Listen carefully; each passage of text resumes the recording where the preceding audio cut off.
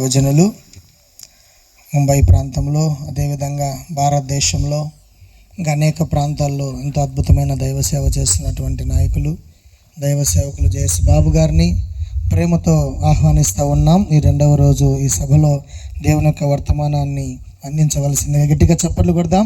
ఆయన మంచి ట్రాన్స్లేటరు, దేవుని యొక్క మహోన్నతమైన హస్తములు వాడబడుతున్నటువంటి సేవకులు ఈరోజు చక్కటి వర్తమానాన్ని మన కొరకు మోసుకొని వచ్చారు. గట్టిగా చప్పట్లు కొడతామా? ప్రభువుని ఘనపరుస్తూ, సేవకులను గౌరవిస్తూ. హల్లెలూయా, హల్లెలూయా, హల్లెలూయా. అందరూ కూడా వెనుకున్నవారు, ముందున్నవారు కలిసి రెండు చేతులు పైకెత్తి ఏక మనస్సుతో, ఏకాత్మతో ఆరాధనలకు యోగ్యుడు, స్తుతులకు పాత్రుడు, వర్తమాన భూత భవిష్యత్ కాలములలో అనువాడు ఉన్నవాడు, 24 పెద్దలతోనూ 4 జీవులతోనూ కోట్ల కొలది దూతగణముతో రేయింబవళ్ళు కొనియాడబడుచున్నటువంటి దేవుడు. లేఖనం సెలవిస్తుంది, సూర్యోదయం మొదలుకొని సూర్యాస్తమయం వరకు యెహోవా నామము స్తుతి నొందదగినది. కాబట్టి ఈ ఆరాధన, ఈ మహిమాన్వితమైన కార్యములు కేవలము దేవుని నామము హెచ్చించడానికి. కాబట్టి ఒకసారి అందరూ కూడా రెండు చేతులు పైకెత్తి పూర్తిగా హృదయాంతర్యంలో నుండి బిగ్గరగా 3 సార్లు హల్లెలూయా అనే శబ్దముతో ప్రతిధ్వనింపచేద్దాం. మరొకసారి సంతోషం.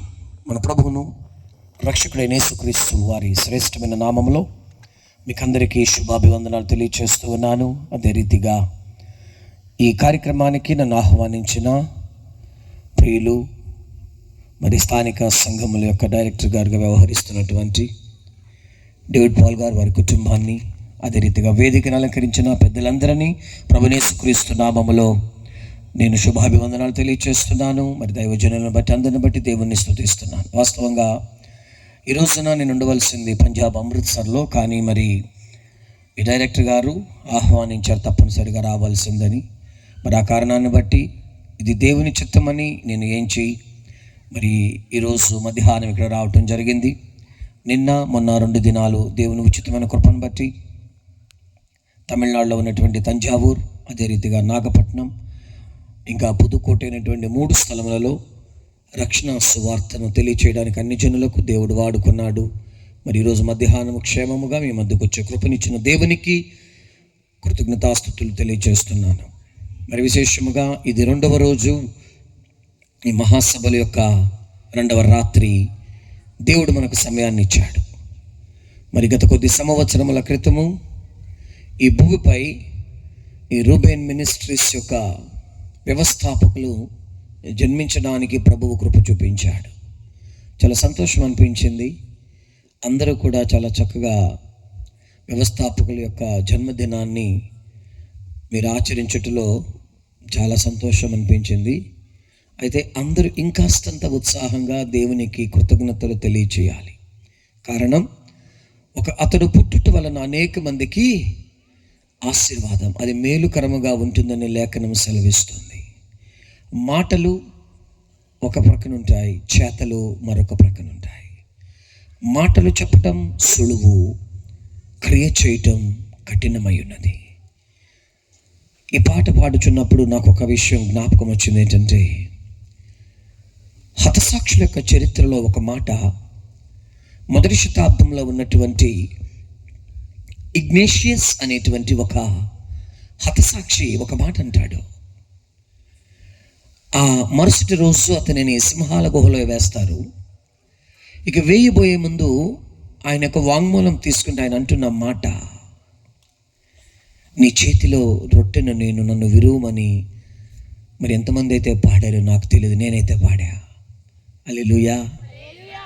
అది పాడటం సులువే, ప్రాక్టికల్ లైఫ్లో వచ్చినప్పుడు it's so terrible and hard. కఠినము, అది భయంకరము. ఆ రొట్టె విరవబడుటంటే. దానికి ముందు ఒక మాట చెప్పాలని ఆశపడుతున్నాను. ఆ ఇగ్నేషియస్ అన్నటువంటి మాట ఏంటంటే, నన్ను సింహాల గుహలో వేసిన తర్వాత సింహాలు నన్ను పూర్తిగా తినేసి నా ఎముకలు పొడి చేసినాక నా దేవునికి నేను ఇష్టమైన రొట్టెగా మారుతా. అంటే ఆ వ్యక్తిలో దేవుని ప్రేమ ఎంతో వరకు హృదయంలో లోతుగా నాటుకుందో ఒకసారి ఆలోచించండి. After few moments he about to die. కొద్ది క్షణాల తర్వాత చావబోతున్నాడండి. But how was his statement? ఆయన వాంగ్మూలం ఎలా ఉంది అంటే, నన్ను పిలిచిన నా దేవునికి నేను నమ్మకస్తురాలిగా బ్రతకాలి. నన్ను పిలిచిన దేవునికి నేను లెక్క అప్పచెప్పవలసి ఉన్నది. ఈ రోజున ఈ భూప్రపంచంలో మనం బ్రతుకుతున్నామంటే కేవలము ఆయన దయ మాత్రమే, ఆయన కృప మాత్రమే. అపోస్తుడైన పౌలు అంటూ ఉన్నాడు, నేనేమై ఉన్నానో నీ కృప వలననే. Just because of your grace and your favour, నీ దయ, నీ వాత్సల్యతను బట్టి నేను ఈ స్థితిలో ఉన్నానని భక్తుడైన పౌలు తెలియచేస్తున్నాడు. దేవునికి మహిమ కలుగును గాక. ఏదేమైనప్పటికీ కొద్ది నిమిషాలు దేవుని వాక్యాన్ని ధ్యానం చేసుకుందాం. ఈ మహాసభలో చూస్తున్నప్పుడు నాకు ఒక విషయం జ్ఞాపకం వస్తుంది. యేసయ్య ఎన్ని రోజులు సభలు పెట్టాడు? మాకేం తెలుసండి, మేము అప్పుడు పుట్టలేదు అన్నట్లు చూడొద్దు. మత్తయి సువార్త ఇంచుమించు క్రైస్తవులుగా ఉన్నవారు చదివి ఉండొచ్చు, లేక ఎవరైనా చెప్తున్నప్పుడు విని ఉండొచ్చు. మత్తయి సువార్త 5వ అధ్యాయం నుంచి 6, 7 చదివద్దు. చూడండి, ఒక నిమిషం. మీరందరికీ బైబిల్ తెలుసు, నాకు తెలుసు. ఒకసారి డైరెక్ట్గా చూడండి. ఇట్లు 5, 6, 7 అధ్యాయాలు ఏమంటారు వాటిని? ఏ ప్రసంగం అది? అయ్యగారులు మాత్రమే చెప్తున్నారు. మీరు చెప్పండి, ఏ ప్రసంగం అది? గట్టిగా చెప్పండి. అంతే. ఆ మీటింగ్లు జరిగినప్పుడు ఎన్ని రోజులు జరిగినాయి? రాత్రి ఏమన్నా యేసుప్రభులు పడుకోమని చెప్పాడా? నాకు తెలిసి మనమైతే ఒక్క రాత్రి పెట్టుకుంటాం ఆన్లైన్. అది కూడా 11ంటికి వస్తాం, 2ంటికి వెళ్ళి ఊరందరికీ చెప్తాం ఏమని? సంపూర్ణ రాత్రి ప్రార్థనలో ఉన్నా. ఏ ప్రార్థన? గుర్తుదే. 10 దాకా పడుకుని 11ంటికి వెళ్ళి మళ్ళీ 2ంటికి వచ్చి మళ్ళీ పడుకుని తెల్లారగట్టి మళ్ళీ 10ంటికి లేస్తారు. సంపూర్ణ రాత్రి ప్రార్థనతో ఒక 4 గంటలు ఎక్కువ నిద్రవుతారు. కానీ యేసయ్య పెట్టిన సంపూర్ణ రాత్రి ప్రార్థనలలో కంటిన్యూ 72 గంటల ప్రార్థన జరిగింది. సంతోషంగా ఉన్న వాళ్ళు కొందరే చప్పలు కొడుతున్నారు. గట్టి కొడదాం.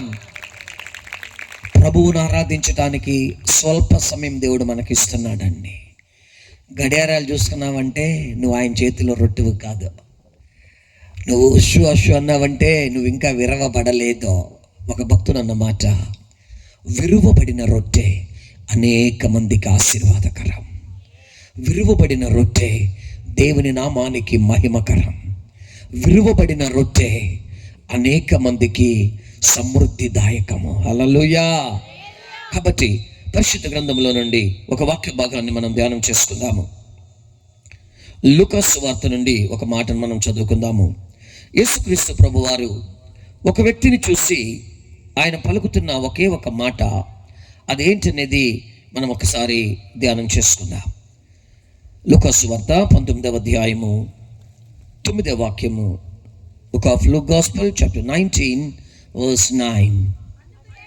అందుకు యేసు, ఇతడును అబ్రహాము కుమారుడే. ఆమేన్. ఎందుకనగా తర్వాత మనం వెళదాం ముందుకి. దేవునికి స్తోత్రం కలుగును గాక. అందరూ హల్లెలూయా చెప్పారా? చేతులున్న వారందరూ పైకెత్తుదాము, నోరున్న వారందరూ బిగ్గరగా చెప్దాం. We are celebrating the festival. మనం ఇక్కడ పండుగను ఆచరిస్తున్నాము కాబట్టి ఉన్నంతసేపు దేవుని నామాన్ని మహిమ పరుద్దాము. మన దేవుడు నువ్వు చెప్పిన హల్లెలూయాకి, నువ్వెత్తిన చేతులకి రుణస్థుడుగా ఉండడు.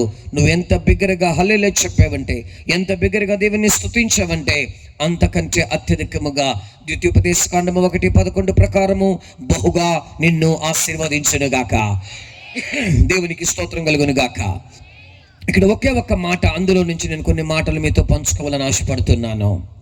ఇతడును అబ్రహాము కుమారుడే. మీ ప్రక్కన వాళ్ళకి చెప్పండి, ఈమెయు నీవును అబ్రహాము కుమార్తె అని చెప్పండి. షేకండి, నవ్వుతూ చెప్పండి, ముఖం బిగబట్టుకుని కాదు. నీవును అబ్రహాము కుమారుడివే, మీరును అబ్రహాము కుమారుడే, మీరును అబ్రహాము కుమారులే. హల్లెలూయా. అమ్మా మీరును అబ్రహాము కుమార్తె. హల్లెలూయా, స్తోత్రం. కొన్ని ముఖాలు వికసించినవి, మరికొన్ని ముఖాలు వికసించడానికి, వాడిపోవటానికి మధ్యస్థంగా కనబడుతూ ఉన్నాయి. దేవునికి స్తోత్రం కలుగును గాక. ఇక్కడ ఒక సుంకపు గుత్తదారుడు ఉన్నాడు. ఆ వ్యక్తి పాపులలో ఒకనిగా లిఖింపబడుచు ఉన్నవాడు. అతడు ఒకనొక దినమందు యేసుక్రీస్తు ప్రభుల వారిని చూడాలనే ఆశతో మేడి చెట్టు ఎక్కి కూర్చుని ఆయన్ని చూస్తూ ఉన్నాడు. కారణం, ఆయన అత్యధికమైన జన సమూహము మధ్యలో ఉన్న కారణాన్ని బట్టి యేసయ్యను చూడలేని స్థితిలో అంత ఎత్తు ఎదగలేదు. కాబట్టి ఆ వ్యక్తి చెట్టు ఎక్కాడు. యేసయ్యను చూడాలని ఆశపడుతున్నాడు, చూస్తున్నాడు. కానీ యేసయ్య ఆయన్ని చూడకూడదు. పాయింట్ అర్థమైందా? ఈయన మాత్రం యేసయ్యను చూడాలి, కానీ యేసయ్య ఆయన్ని చూడకూడదు. అందుకే ఆకులు అడ్డం పెట్టుకుంటున్నాడు, మరుగ్గా ఉన్నాడు, దాగి ఉన్నాడు. ఆ సందర్భంలో యేసు ప్రభుల వారు ఆయన్ని పిలిచిన పిలుపు అదే, జకయ్యా నువ్వు త్వరగా దిగిరా. ఈ రాత్రి కూడా చాలామంది యేసయ్యను చూడాలని మీకున్నటువంటి జ్ఞానాన్ని బట్టి, నీకున్నటువంటి విద్యా బుద్ధులను బట్టి, నీకున్నటువంటి ధనధాన్యాలను బట్టి, నీకున్నటువంటి స్టేటస్ను బట్టి యేసయ్యను చూడాలని, యేసయ్య పరిచర్య చేయాలని, యేసయ్యతో నడవాలని, యేసయ్య కోసం ఏదో చేయాలనే తపన కలిగి ఉన్నావు. కానీ యేసయ్యను నువ్వు చూస్తున్నావు. అయితే నిన్ను యేసయ్య చూసి ఎన్ని రోజులైంది? అదే ఈ రాత్రి మన ప్రశ్న. దేవుడు మనల్ని చూస్తే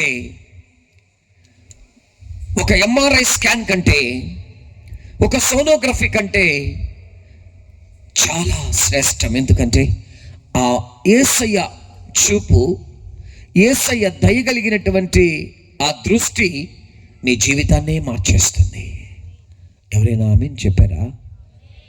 అంటే నేను అడిగినందుకు కాదు, నువ్వు చెప్పావంటే సముద్రంలో ఏదో ఆల్చిప్ప ఆ సమయానికి ఇట్లా తెరుచుకుందంటే దానిలో ఒక ఏం పడుతుంది?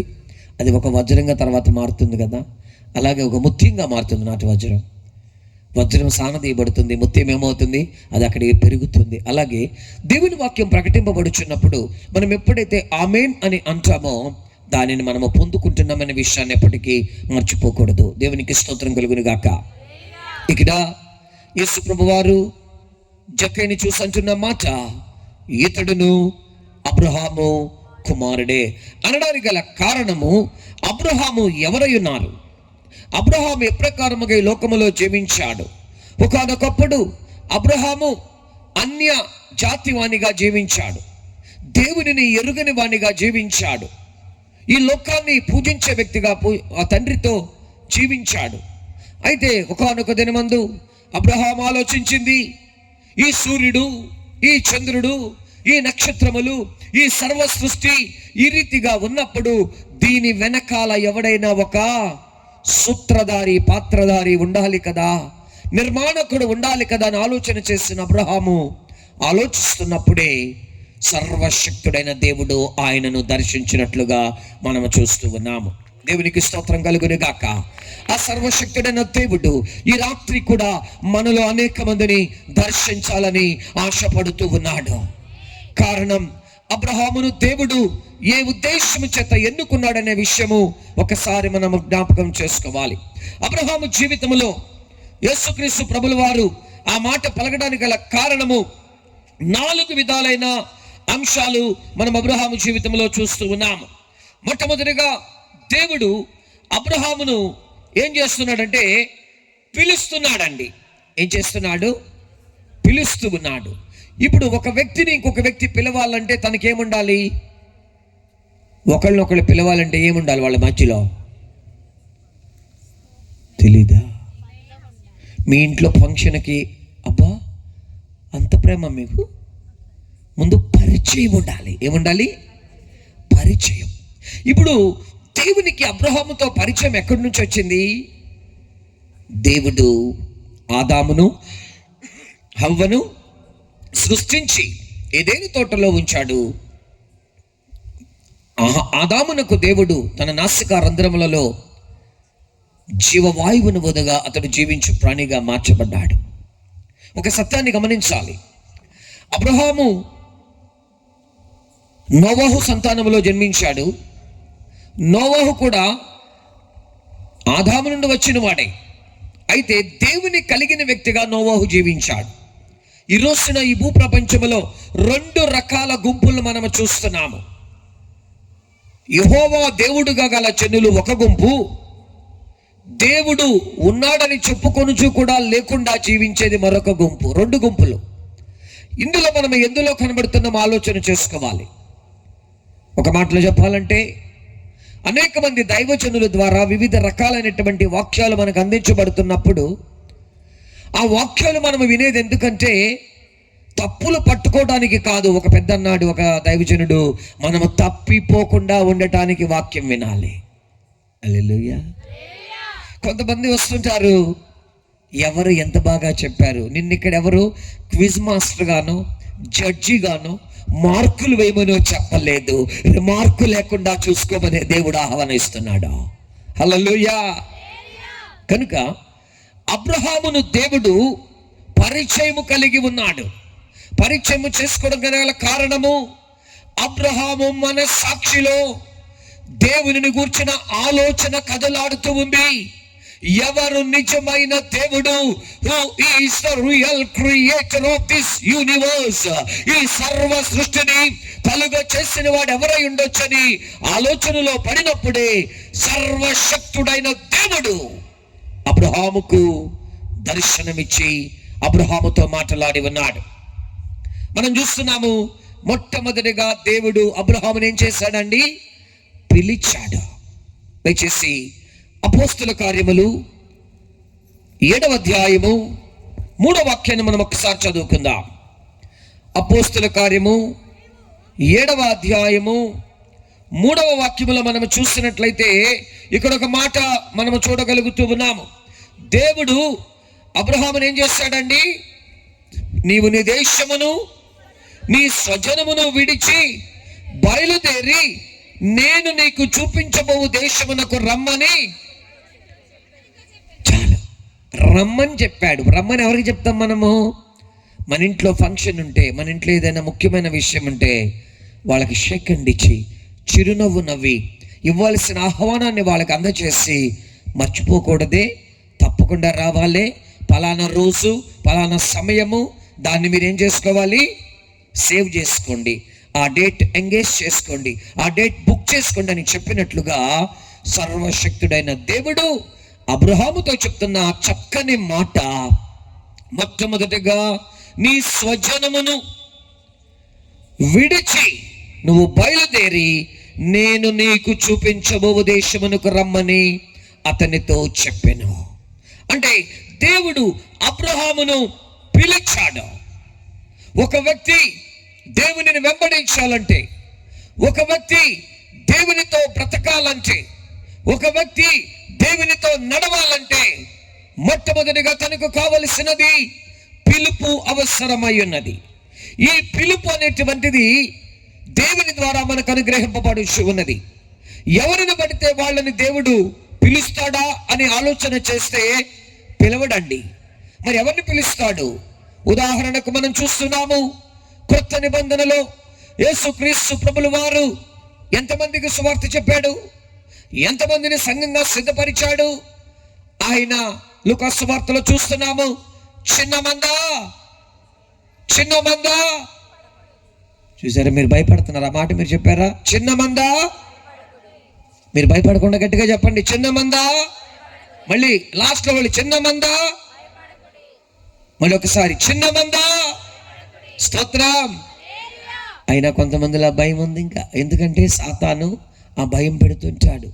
చెడ్డ కళల ద్వారా, నిద్రపోయినప్పుడు గొంతు నొక్కటం ద్వారా. మీలో కొంతమంది ఉన్నారండి, పడుకుంటారు కానీ మరుసటి రోజు లేచేటప్పుడు ఒళ్ళంతా వేదనతో ఉన్న వాళ్ళు మన మధ్యలో కొంతమంది ఉన్నారు. ఈ రాత్రి పరిశుద్ధాత్మ దేవుడు వారిని తాకును గాక. వారి ఆలోచన మండలములో దేవుని ఆత్మశక్తి దిగి వచ్చును గాక. ఆత్మకార్యము జరుగును గాక. సకల బంధకములు యేసు నామములో తొలగిపోవును గాక. పరిశుద్ధ గ్రంథములో 365 సార్లు భయపడకమని వ్రాయబడి ఉన్నది. యేసయ్య ఈ లోకములో ఉన్నప్పుడు వేల మందికి, లక్షల మందికి సువార్త చెప్పు ఉండవచ్చు, కానీ ఆయన తయారు చేసింది, ఆయన సిద్ధపరిచింది కేవలము శక్తివంతమైన 12 మందిని. దేవునికి స్తోత్రం కలుగును గాక. ఆ 12 మంది వేరెవరో కాదు, ఆయన యొక్క శిష్యులు. ఆయన శిష్యులను ఆయన పిలిచాడు. మార్కు సువార్త 3లో మనం చూస్తున్నాము, ఆయన వారిని పిలిచాడు. ఎందుకంటే వారు ఆయనతో ఉండుటకును, సువార్తను ప్రకటించుటకును, అపవాదిని విడిపించుటకును, అపవాది బంధకాల్లో ఉన్న వారిని విడిపించడానికి. అంటే ఈ రాత్రి మీలో కొంతమందిని పరిశుద్ధాత్మ దేవుడు రక్షణ సువార్తతో పిలుస్తూ ఉన్నాడు. ఒక ప్రత్యేకమైన పిలుపుతో ఈ రాత్రి దేవుడు మీలో కొంతమందిని పిలుస్తూ ఉన్నాడు. పోతనంటున్నాడు, మీ పిలుపును, ఏర్పాటును నిశ్చయం చేసుకొనడి. ఈ పిలుపు దేవుడు ఎందుకు పిలిచాడంటే, ఈ భూమియు దాని ఆశయు, లోకమును దాని ఆశయు గతించిపోవును, దేవుని చిత్తమును జరిగించువాడు నిరంతరము నిలుచును. హల్లెలూయా. ఆ నిలిచేటువంటి రాజ్యమే దేవుని రాజ్యం, పరలోక రాజ్యం. ఆ రాజ్యంలోనికి వెళ్ళాలంటే మన సొంత చిత్తము, మన సొంత ఇష్టము చేస్తే వెళ్ళలేము. అందుకే దేవుడు మొట్టమొదటిగా, when God called the Abraham, he showed his purpose, he showed his particular place. ఆ యొక్క ఉద్దేశమును తెలియచేసి చూపించాడు. ఆయన వెళ్ళవలసిన చోటును కూడా దేవుడు చూపించాడు. ఈ రోజున నీవు ఏ పట్టణములో, గ్రామములో, సంఘములో, సహవాసములో ఉండాలనేది నిన్ను పిలిచిన దేవుడు యెషయాలో అంటున్నాడు, నీ వెనక నుండి ఒక శబ్దము నీకు వినబడును, నీవు కుడికి గాని ఎడమకు గాని వెళ్ళుక, ఇదే మార్గము, దీనిలో నడువడని నీకు ఒక స్వరము వినబడుతుంది. కారణం, ఈ భూమి మీద జీవించినంత కాలము ఈ మంటి ఘట్టములో నువ్వు సిద్ధపడుచున్నావనే విషయాన్ని మర్చిపోవద్దు. మనం అనుకుంటాము మనకు ఆరోగ్యం ఉంది, మనకు బలం ఉంది, మనకు శక్తి ఉంది, అందుకే నేను బాగున్నానని. కానీ బైబిల్ తెలియజేస్తుంది, భక్తులు తెలియజేస్తున్నారు, నేనేమై ఉన్నానో దేవుని కృపన్నమాట. గట్టిగా చెప్దాం, నేనేమై ఉన్నానో దేవుని కృప వలననే. ఆమేన్, హల్లెలూయా. నేను కూడా ఏమై ఉన్నానో దేవుని కృప వలననే. ఇంచుమించు 3 పర్యాయాలు హార్ట్కు సంబంధించినటువంటి బాధ నాకు కలిగింది. వాస్తవానికి ముచ్చటగా 3వసారి వస్తే వాడు ఇక్కడ కనబడ్డాడు, తెల్ల బట్టలు వేసుకోలేడు. కానీ నేను ఇంకా ఉన్నానంటే దానికి గల కారణం కేవలం ఆయన కృప మాత్రమే. గనుక పిలువబడిన పిలుపును మనం ఒక్కసారి జ్ఞాపకం చేసుకోవాలి. దేవుడు పని చేస్తూ ఉన్న వారిని పిలుస్తూ ఉన్నాడండి. శిష్యులు చేపల వేటకు వెళుతున్నారు, వలలు కడుగుతూ ఉన్నారు, పనిలో నిమగ్నులై ఉన్నారు. ఆ పని చేస్తున్న వారిని మీరు వచ్చి నన్ను వెంబడించనన్నప్పుడు వారు సమస్తమును విడిచిపెట్టి ఆయనను వెంబడించారు. అప్పుడు యేసయ్య చెప్తున్నమాట, ఇకపై మీరు మనుషులను పట్టు జాలరులుగా ఉందరని. అదే రీతిగా ఇక్కడ కూర్చున్న మీలో కొంతమందిని దేవుడు రాబో దినములలో సంపూర్ణ సమయము పరిచర్య కాకపోయినా, నీకిచ్చిన తలాంత, నీకిచ్చినటువంటి ఆయుష్, నీకిచ్చిన ఆరోగ్యము, నీకిచ్చిన ఐశ్వర్యము, నువ్వు అనుకుంటున్నావు ఇది నా జ్ఞానము వలన, నా యొక్క తెలివి వలన, నా వివేకం వలన సంపాదించాను అనుకోవద్దు. దేవుడు ఒక ఉద్దేశముతో నిన్ను సజీవుల లెక్కలో ఉంచాడు. ఎప్పుడు ఈ లోకమును విడిచి గతించిపోవలసిన నీవు ఎందుకు ఇంకా బ్రతుకున్నావంటే, నీ పిలుపు ఏమిటనే విషయం అనేక మందికి నువ్వు చెప్పవలసి ఉన్నది. నమ్ముతున్న వారు గట్టిగా లేలే చెప్దాం. మనము దేవునికి సాక్షులుగా బ్రతకాలి, అనేక మందిని రక్షణలోనికి నడిపించాలి. కొందరినైనను అగ్నిలో నుండి లాగినట్లుగా మనము ఏం చేయాలి? సువార్తను ప్రకటించాలి. ప్రభువు త్వరగా రాబోతూ ఉన్నాడండి. గనుక ఆయన 12 మందిని పిలుచుకొని ఆయన ఏం చేశాడు? ఆ 12 మందిని కూడా ప్రభువు చక్కని ఆయుధములుగా, భూలోకమును తలకిందులు చేయువారిగా యేసయ్య వారిని సిద్ధపరిచాడు. గనుక ఆ 12 మంది శిష్యులకు ఇవ్వబడిన పేరే అపోస్తలులు. అపోస్తలులు అనగా they are called by God. వారు దేవుని చేత పిలువబడిన వారు. ఈ రోజును కూడా మనము ప్రియమైన దేవుని బిడ్డలారా సంఘముగా దేవునిని ఆరాధిస్తూ ఉన్నాము, దేవునిలో ఆనందిస్తూ ఉన్నాము, దేవుని వాక్యాలతో సజీవమైన సంఘముగా కట్టబడుచు ఉన్నాము. ఈ రోజున రకరకాలైన బోధలు చేస్తూ ఉన్నాయి. దుర్బోధలోనికి వెళ్ళవద్దు. ఈ దుర్బోధలోనికి నడిపించే సాతాను వెలుగు దూత వేషము వేసుకొని వారు అపోస్తలులు కాక కపట వేషముతో మాయా వేషముతో అనేక మందిని మోసగించడానికి బయలుదేరారని కొరింథీ సంఘాన్ని ఉద్దేశించి భక్తుడు తెలియచేస్తూ ఉన్నాడు.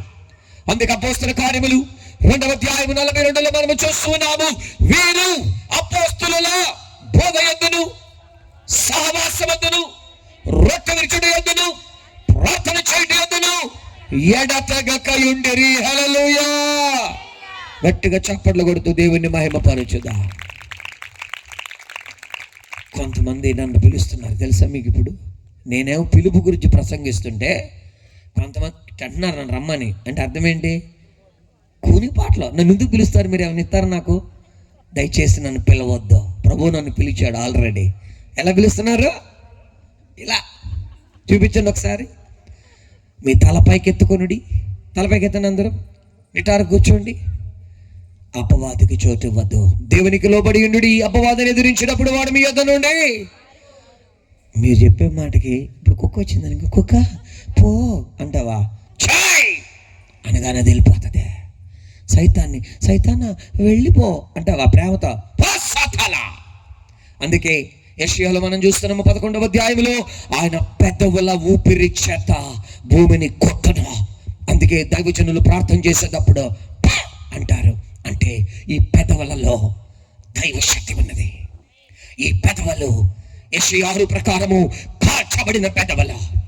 ఈ పెదవులు కృప కలిగిన పెదవులు. ఈ పెదవులు దయారసము పోయబడిన పెదవులు. అధికారము కలిగిన పెదవులు. ఈ మాట వచ్చిన తోడనే దేవుడు అద్భుతాన్ని జరిగిస్తాడు. అందుకే ఆయన తన వాక్కును పంపి వారిని బాగు చేశాను. ఇక్కడ అబ్రహామును దేవుడు పిలిచాడు.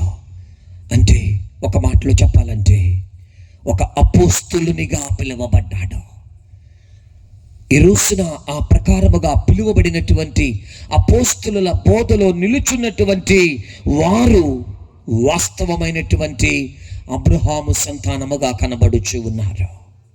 అక్కడ యేసయ్య అన్న మాట, ఇతడును అబ్రహాము కుమారుడే. మన మినిస్ట్రీస్ యొక్క వ్యవస్థాపకులు ఈరోజు నా గురించి అనిల్ గారు కొన్ని ఏదో మాట చెప్పారు కదా. వారు చెప్పినంత గొప్పని కాదు, కానీ ఒక మాటలో చెప్పాలంటే నా చిన్నప్పుడు మన మినిస్ట్రీస్ వ్యవస్థాపకులు రూబెన్ గారు మన ఆంధ్ర రాష్ట్రంలో అత్యంత ఉత్తమమైన తర్జుమా చేసేటువంటి మంచి నాయకులు, మంచి దైవభక్తి గలవారు. ఇంచుమించు నాకు 7-8 సంవత్సరాల వయసు నుంచి నేను బహుశా వాడిని అలా చూస్తూ ఉండేవాడిని. ఇలా బైబిల్ ఇలా పట్టుకుని అస్సలు తడబడకుండా చక్కగా విదేశం నుంచి కానీ ఇప్పుడు స్వదేశం నుంచి ఎవరు వచ్చినా వారు చాలా ఉత్తమమైన మంచి భాషా సరళతో తర్జుమా చేసేవారండి. వారిని అలా చూస్తూ ఉండేవాడిని. ఆ తర్వాత టీవీ మేరక్క, ఆ తర్వాత పాస్టర్ ప్రభాకర్, ఆ తర్వాత మా చిన్నన్నయ్య, అట్లా కొంతమంది దేవుని యొక్క పరిశుద్ధులు భక్తులు యొక్క ప్రోత్సాహం, ఒక మాదిరి, ఒక ఇన్స్పిరేషన్. నేను కూడా ఈరోజు అనేకమైన భాషలకు తర్జుమా చేయడానికి వారి ద్వారా దేవుడు నన్ను పురికొల్పాడు. అందుకే వారిని జ్ఞాపకము చేసుకొనిడి, వారి అడుగు చాడలలో నడువుడి. కొంతమంది అనుకోవచ్చు, అబ్బా సంబరం చేశారండి, కేక్ కోసారు, అవుట్లు వేశారు, పడిని ఎవరి మీదైనా అది పడి ఈ రోజున ఆ శబ్దము మనం విన్నాము, అది వచ్చి మన మీద పడితే మనకు కాలుతుంది అంటే ఆ మంట మనల్ని మండించాలి. ఆ అవుట్స్, ఆ యొక్క వాయిస్ వాళ్ళన్నీ కూడా కాసేపట్లో ఆ యొక్క శబ్దము, ఆ మంట ఆరిపోయింది. కానీ దేవుడు మనలో పెట్టిన మంట మండుతూనే ఉందా లేదా? మంటుంటే అవునో కాదో ఆమెనో అని ఒకటి వస్తుంది కదా. అందుకే ప్రత్యక్ష గుడారంలో 3 చోట్లు ఉంటాయి: ప్రాకారము, పరిశుద్ధ స్థలము, అతి పరిశుద్ధ స్థలము. సంవత్సరానికి ఒక్కసారి ప్రధాన యాజకుడు తన పాపముల నిమిత్తము, సకల ఇజ్రాయేలీల పాపముల నిమిత్తము ఆయన అతి పరిశుద్ధ స్థలములో ప్రవేశించాలి. రక్తాన్ని తీసుకొని లోపలికి వెళ్ళేటప్పుడు ఆయనకి ఏం కడతారండి? నడుంకి ఒక తాడు కడతారు. దానికి ముందు ఆయన వేసుకున్న ఏ పోదులో ఒక గంటలు ఉంటాయి, దానిమ్మ పండ్లు ఉంటాయి. ఆ గంటలు ఎందుకో తెలుసా? ఆయన లోపలికి వెళ్ళి బలి అర్పించి అంతా చేస్తూ ఉన్నప్పుడు టింగ్ టింగ్ టింగ్ టింగ్ టింగ్ టింగ్ కొట్టుకుంటా ఉంటాయి. ఎంతసేపు అయితే టింగ్ టింగ్ టింగ్ టింగ్ శబ్దం వస్తుందో, వీడు బతుకున్నాడా, వీడు బతుకున్నాడా, వీడు బతుకున్నాడా, వీడు చచ్చిపోలా. హల్లెలూయా. బతుకున్నాడు గట్టిగా లేదు చెప్దాం. అంటే అతి పరిశుద్ధ స్థలములో సర్వశక్తుడైన దేవుడు ఎవరును సమీపించరాని తేజస్సులో అమృతము కలిగి జీవిస్తున్నవాడు. ఆయనను ఎవ్వరూ చూడలేరండి. ఆ దేవుడు తన ప్రజల కొరకై నరవతారిగా వచ్చాడు. దానికి ముందు ఒక ప్రధాన యాజకుడు సంవత్సరానికి ఒక్కసారి వెళ్ళాలి. నా యేసయ్య ఒకేసారి నిత్య యాజకుడుగా ప్రవేశించాడా. చూసారా? ఒక్కళ్ళకి అర్థమైంది. కొట్టండి చప్పట్లో. ఒక్కళ్ళు ఆణిముత్యం ఎవరో ఒకళ్ళు ఉంటారండి. దేవుడు అందుకే ఈ భూమిని ఇంకా ఇలా ఉంచాడు. మీకు తెలుసా, మన 3 రోజుల క్రితం ప్రాణాన్ని గుప్పిట్లో పెట్టుకుని పరిగెత్తారు ఫిలిప్పైన్స్. ఎందుకు? దగ్గర 8 పాయింట్స్ వరకు అక్కడ భూకంపపు తీవ్రత కనబడింది. భయంకరమైన పరిస్థితి. నా యేసయ్య రాకడకు ముందు ఈ భూమి మీద యుద్ధాలు వస్తాయి, భూకంపాలు వస్తాయి, కరువులు వస్తాయి, రాజ్యము మీదకి రాజ్యము, జనము మీదకి జనము, ఒక కమ్యూనిటీకి ఇంకొక కమ్యూనిటీకి పడదు. కానీ నా యేసయ్య మతం గురించి మాట్లాడతల్లా, నా యేసయ్య హెచ్చు తగ్గుల గురించి మాట్లాడతల్లా.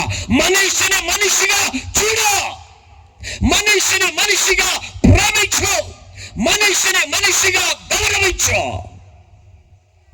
సమీపకాలంలో నేను ఒక వీడియో చూశాను. అందులో ఒక వ్యక్తి చెప్పిన మాట, నా సర్వీస్లో ఇప్పటి వరకు 1850 శవాలకు శవఛేదనము పోస్ట్ మార్టం చేశానని చెప్పాడు.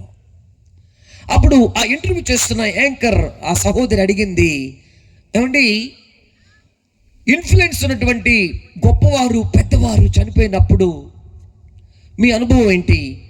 వాళ్ళ బాడీస్ వచ్చినప్పుడు వాళ్ళకి సంబంధించిన వాళ్ళు కాస్త జాగ్రత్తగా చెయ్యి, అలా చెయ్యి, ఇలా చెయ్యి అన్నప్పుడు మీరు ఎలా ఫీల్ అవుతారు, మీ భావం ఎలా ఉంటుంది అని అన్నప్పుడు ఆ పోస్ట్ మార్టం చేసే సహోదరుడు చక్కని మాట అండి, చాలా మంచి సందేశాన్ని ఇచ్చాడు అతడు. ఆయన అన్నాడు, ఒక్కసారి ఈ బల్ల మీదకి వస్తే ఎవడైనా ఒకడే, there is no variation, ఎటువంటి వైషమ్యము లేదు, ఎటువంటి భేదము లేదు.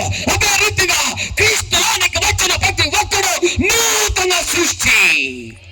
పాతవి గతించెను, సమస్తమును క్రొత్తమాయెను. నీవు దేవునితో పిలువబడితే నువ్వు దేవుని బిడ్డగా మార్చబడుతున్నావు. ఆయన స్వకీయ సంపాదనగా మార్చబడుతున్నావు. ఆయన పెద్ద కుమార్తెగా సంఘముగా సిద్ధపరచబడుచు ఉన్నావు. నీ లక్షలు ఖర్చు పెట్టి గొప్ప గొప్ప పరిచర్యలు ఈ మహాసభలు పెట్టడానికి ఉద్దేశం ఆయన రాకడ కొరకు సిద్ధపడుటలో ఒక భాగమై ఉన్నది. అయితే ఒక కారణము ఏదైనా వెతుక్కుంటాము. మన సంఘ నాయకులను, వ్యవస్థాపకులను, పరిశుద్ధులను గణపరచమని, సన్మానమునకు పాత్రులుగా ఎంచమని మన మొదటి శతాబ్దపు పరిశుద్ధులు మనకు నేర్పించారు. కాబట్టి ముఖస్థితికి కాదు, హృదయపూర్వకముగా బాధ్యత కలిగిది మనము నెరవేరుస్తున్నాము. హల్లెలూయా. మనం ఈ రీతిగా చేస్తే రాబో తరముల వారు దాన్ని నేర్చుకుంటారండి. స్తోత్రం కలుగును గాక. అబ్రహాము ఎంతో భక్తి గలవాడిగా దేవునిచే పిలువబడ్డాడు, దేవుని చేత వాడబడ్డాడు. చూడండి, యెషయా ప్రవచన గ్రంథంలో మనము చూస్తూ ఉన్నాము. దేవుడు యెషయా ద్వారా అబ్రహాము విషయంలో చెప్తున్న మాట 51వ అధ్యాయంలో మనము చూస్తూ ఉన్నాం. 2వ వాక్యములు అంటున్నాడు, మీ తండ్రి అయిన అబ్రహాము సంగతి ఆలోచిస్తున్నారా లేదా? ఎంతమంది ఆలోచిస్తున్నారు? తండ్రి అయిన అబ్రహాము లేదయ్యా, ఈ రాత్రి 2వ రోజు ఇప్పటికే సన్మానాలని, కేకులని, అయ్యని ఇయ్యని ఇంత టైం చేశారు. ఈ పాస్టర్ గారు ఎక్కడి నుంచో తీసుకొచ్చాడు. ఇప్పుడు దాకా వాళ్ళు కేకులు తిన్నారు, ఈయన మమ్మల్ని తింటాడా అనుకుంటున్నారుగా. తెలుసు, వద్దు. ఈ రాత్రి దేవుడు ఒక కార్యాన్ని నీ జీవితంలో జరిగించబోతున్నాడు. ఒక అద్భుతమును నువ్వు పొందుకొని వెళ్ళబోతున్నావు. దేవుని సన్నిధికి వచ్చిన నీవు వట్టి చేతులతో తిరిగి వెళ్ళవండి. నా దేవుడు నిన్ను గొప్పగా అభివృద్ధి పరిచి సమృద్ధితో, ఆశీర్వాదముతో, సమృద్ధితో, శక్తితో నింపి నిన్ను పంపబోతూ ఉన్నాడు. ఇంతవరకు నీవు అనుభవించిన వేదన, ఇంతవరకు నీవు అనుభవించిన కష్టం, ఇంతవరకు నీవు అనుభవించిన నింద ఇక తొలగిపోతుంది. ఈ రాత్రి అద్భుతమైన రాత్రి. మీలో కొంతమందిని పరిశుద్ధాత్మ దేవుడు ఈ రాత్రి ముట్టబోతూ ఉన్నాడు. దేవుని ఆత్మను ముట్టినప్పుడు అద్భుతము జరుగుతుంది. అగ్ని కణముగా నువ్వు మార్చబడబోతూ ఉన్నావు. మిమ్మల్ని కనిన శారాను ఆలోచించుడి. అతడు ఒంటరి అయి ఉండగా నేను అతని పిలిచి తిని ఆశీర్వదించి మంది అగునట్లు చేసి తిని. హల్లెలూయా. ఆశీర్వాదం పొందాలంటే ముందు ఏం కావాలి? పిలుపు కావాలి కదా. అందుకే పేతురు అంటున్నాడు, మీ పిలుపును, ఏర్పాటును, నిశ్చయము. ఈ మాట నా బైబిల్లో ఉంది. మీ బైబిల్లో ఉందో లేదో నాకైతే తెలియదు. ఉండుంటే మీరు చెప్తారుగా. అంటే దాని అర్థము ఆ బైబిల్ మీద ఉన్న దుమ్ము కొద్దిగా దులిపితే మంచిది. ప్రతిరోజు అది చదివితే మంచిది. యెహోవా ధర్మశాస్త్రమునందు దివారాత్రములు ధ్యానించువాడు ధన్యుడు. అతడు నీటి కాలువల యోరన నాటబడిన వాడై ఆకు వాడక తన కాలమందు ఇది నీ కాలం, ఇది నీ సమయం. నువ్వు ఫలించాలి, ఆత్మ ఫలము ఫలించాలి, మారు మనసుకు తగిన ఫలము నువ్వు ఫలించాలి. దేవుడు ఏ రీతిగా నువ్వు ఫలించాలని కోరుతున్నాడో అప్రకారముగా నువ్వు ఫలించాలంటే నువ్వు ఆయనలో నిలిచి ఉండాలి. అందుకే అబ్రహాముని దేవుడు పిలిచాడు. నిన్నటి దినమందు రాకడ సూచనలు, యుగ సమాప్తి గురించి విన్నారు కదా. ఒకవేళ మీరు, నేను ఈ మాటలు దైవజనుల ద్వారా వినకపోయినా, విన్న వాక్యాలు ఇతరులకు మనము చెప్పకపోయినా, 2 సార్లు, ఒకసారి యోహాన్ అంటాడు, ఇంకొక చోట యేసయ్య కూడా అంటాడు, మీరు మౌనంగా ఉంటే ఈ రాళ్ళు ఏం చేస్తాయి? ఆ మాటకి యాక్లేసి చెప్పొచ్చుగా. మీరు మౌనంగా ఉంటే ఈ రాళ్ళు. హల్లెలూయా. ఈ రోజున ఇజ్రాయెల్ దేశానికి విరోధముగా అనేక దేశాలు పోరాడుతూ ఉన్న యుద్ధం జరుగుతుంది. మనం మౌనంగా ఉన్నాము, కానీ మీడియా కూడైకొస్తుంది అబ్రహాము గురించి. అంటే అబ్రహాము ఉన్నాడనేది నిజం. అబ్రహామును దేవుడు పిలిచాడు, అది నిజం. ఈ అబ్రహాము 3 రకాలైనటువంటి వాళ్లకు తండ్రిగా ఎంచబడుతున్నాడండి. మొట్టమొదటిగా యూదులకు. యూదులంటే అసలు ఎవరండి? యూదులంటే ఎవరు? యూదా గోత్రపు వారు. యూదా ఎన్నో కొడుకు యాకోబుకి. అసలు ఎందుకు యాకోబుకి ఎంతమంది పిల్లలు? మీకెంతమంది పిల్లలు? అది కూడా మర్చిపోతారు కొంతమంది. బొంబాయిలో ఒకరోజు మేమున్న చోట ఒక అక్కని అడిగాము, పలానోడి పేరేంటంటే ఆమెకు 9 మందో 10 మందో పిల్లలు. వాళ్ళ పెద్ద కొడుకుని పిలిచి ఆడి పేరేంటని అడుగుతుందామా అంటే మర్చిపోయింది. కానీ వాక్యం సెలవిస్తుంది, కన్న తల్లి తన బిడ్డను మరచును, కానీ నేను నిన్ను మరువను. నువ్వు మర్చిపోవద్దు, దేవుణ్ణి జ్ఞాపకం పెట్టుకో. స్తోత్రం కలుగును గాక. గనుక అబ్రహాము అందరికీ తండ్రే, కానీ పిలువబడిన వారు అబ్రహాము ఆశీర్వాదాలు పొందుకుంటారు. అబ్రహాము పిలుపుకు విధేయత చూపాడు. మన అంశము ఇతడును అబ్రహాము కుమారుడే. ఎవరి గురించి చెప్పాడన్నమాట? జక్కయ్య గురించి. ఈ రోజున ఒకవేళ యేసయ్య మన మధ్యలో ఉంటే నిన్ను చూచి ఆ మాట చెప్పడానికి నీ జీవితాన్ని అప్పగించుకుంటావా? ఎంత ధన్యుడండి జక్కయ్య. జక్కయ్య మాట అనిపించుకోవడానికి కొన్ని విషయాలు ఆయన చేశాడు. అందులో మొట్టమొదటిది, he left his position. తన యొక్క స్థానాన్ని విడిచిపెట్టాడు. మొట్టమొదటిగా. రెండవదిగా he changed his way. ఆయన మార్గాన్ని మార్చుకున్నాడు. Praise the Lord. మొట్టమొదటి ఏం చేశాడండి? తన స్థానాన్ని, అంటే నేను ఫలానా, నేను అది, నేను ఇది అన్నావంటే నీకేది లేదంటాడు దేవుడు. హల్లెలూయా. మనకేదైనా ఉందంటే నీవిచ్చినదే. ప్రభువా అనలేరా మీరు? ఏదైనా నాదంటూ లోకానా. ఓహో, పాట జ్ఞాపకం చేస్తే మీకు వస్తుంది, లేకపోతే రాదు. స్తోత్రం కలుగును గాక. అంటే పాట పాడుతాను అన్ని నాయన పట్టుకుంటారు కొంతమంది. పాట మాత్రం నోట్లో నుంచి వస్తుంది, కోరిక మాత్రం లోపల నుంచి వస్తుంది కొంతమందికి. నాదంటూ లోకాన ఏదీ లేదంటారు, ప్రతిదీ కలుగుతారు కొంతమంది. అందుకే వాళ్ళకేముండదు, నెమ్మది అస్సలు ఉండదు. అటువంటి వాళ్ళు అబ్రహాము కుమారుడు కుమార్తె అనిపించుకోవడానికి కొద్ది కష్టం కావచ్చు. దేవునికి స్తోత్రం కలుగును గాక. కొద్ది నిమిషాల్లో ముగించేస్తా, దగ్గరికి వచ్చేసాము. ఇప్పుడే మనం లోపలికి వెళ్తూ ఉన్నాం. దేవునికి స్తోత్రం కలుగును గాక. అందుకే జక్కయ్య తన స్థానాన్ని విడిచాడు. రెండవదిగా తన మార్గాన్ని మార్చుకున్నాడు. మూడవదిగా జక్కయ్య ఆయన చూడాలని ఆశపడ్డాడు. అది ఎవరు చూశారు? యేసయ్య చూశాడు. అందుకే హృదయాంతర్యముని ఎరిగినటువంటి యేసయ్య జక్కయ్యను త్వరగా దిగిరమ్మని అక్కడున్న వాళ్ళ యొక్క అనుమానాన్ని దూరం చేసి, he is also the son of Abraham, ఇతడును అబ్రహాం అంటే రక్షణ చేసింది. జస్ట్ యేసయ్యను చూశాడు, యేసయ్య ఆయన చూశాడు, బతుకు మారిపోయింది. Praise the Lord. ఈ రాత్రి మీలో కొంతమందిని పరమందున్న యేసయ్య దృష్టిస్తున్నాడు. ఈ రాత్రి ఒక గొప్ప మార్పుతో నువ్వు తిరిగి వెళ్ళబోతూ ఉన్నావు. అందుకే Abraham పిలువబడినప్పుడు he obeyed the voice of Lord, దేవుని పిలుపుకు లోబడ్డాడు. మీలో కొంతమంది రాత్రి అనేక పర్యాయాలు దేవుడు నిన్ను పిలుస్తున్నప్పటికీ కూడా నువ్వు చేస్తున్నది ఏంటంటే నెగ్లెక్ట్ చేస్తున్నావు, అశ్రద్ధ చేస్తున్నావు, పట్టించుకోవటం లేదు. దయచేసి ఆ పనికి చేయమాకండి. నీవు చేస్తున్న కారణాన్ని బట్టి నీ సంతానము, నీ కుటుంబము ఎన్నో ఆశీర్వాదాలు పొందుకోవలసింది, కానీ వెనక్కి వెళ్ళిపోతుంది. కారణం ఏంటంటే దేవుని పిలుపును నిర్లక్ష్యం చేస్తూ ఉన్నావు. దేవుడు మోషేని పిలిచినప్పుడు మోషే సాకులు చెప్పాడు. ఐ కాంట్, నా వల్ల కాదని అన్నాడు.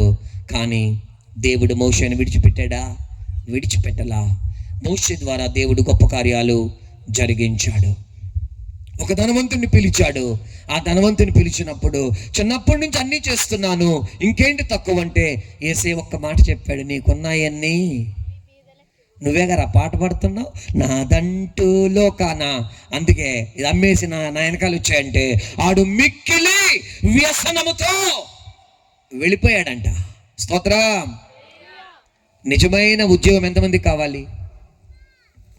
ఉద్యోగం ఎంతమందికి కావాలి? ఉద్యోగం వస్తే బ్రతుకులు, కుటుంబాలు, ఊర్లన్నీ మారిపోతాయి. మిగతా వాళ్ళకి వద్దా ఉద్యోగం? మీరు పరలోకం చూస్తుంది మనల్ని, నాకు కావాలి. నువ్వు చేయి పైకి ఎత్తావంటే నువ్వు దీవింపబడతావు. చూసారా, దీవెనలు అంటే మాత్రం ఎత్తుతారండి. స్తోత్రం కలుగును గాక. నిజమైనటువంటి దీవెన, నిజమైన ఉద్యోగం ఎక్కడి నుంచి వస్తుందంటే, వినయము గలవారిని ఉజ్జీవింపచేయువాడు దేవుడు, విధేయత కలవారిని ఉజ్జీవింపచేస్తాడు దేవుడు. ఎలీషాను రమ్మని పిలిచాడండి. ఎలీషా ఎవరో తెలుసా? రోజు పత్తి చేలోకి వెళ్ళేవాడు, పొగాకు చేలోకి వెళ్ళేవాడు, మిర్చి చేలోకి వెళ్ళేవాడు, వరి చేలోకి వెళ్ళి రోజువారీ కూలి తెచ్చేవాడు కాదండి. ఎవరు? ఎలీషా. 12 అరకల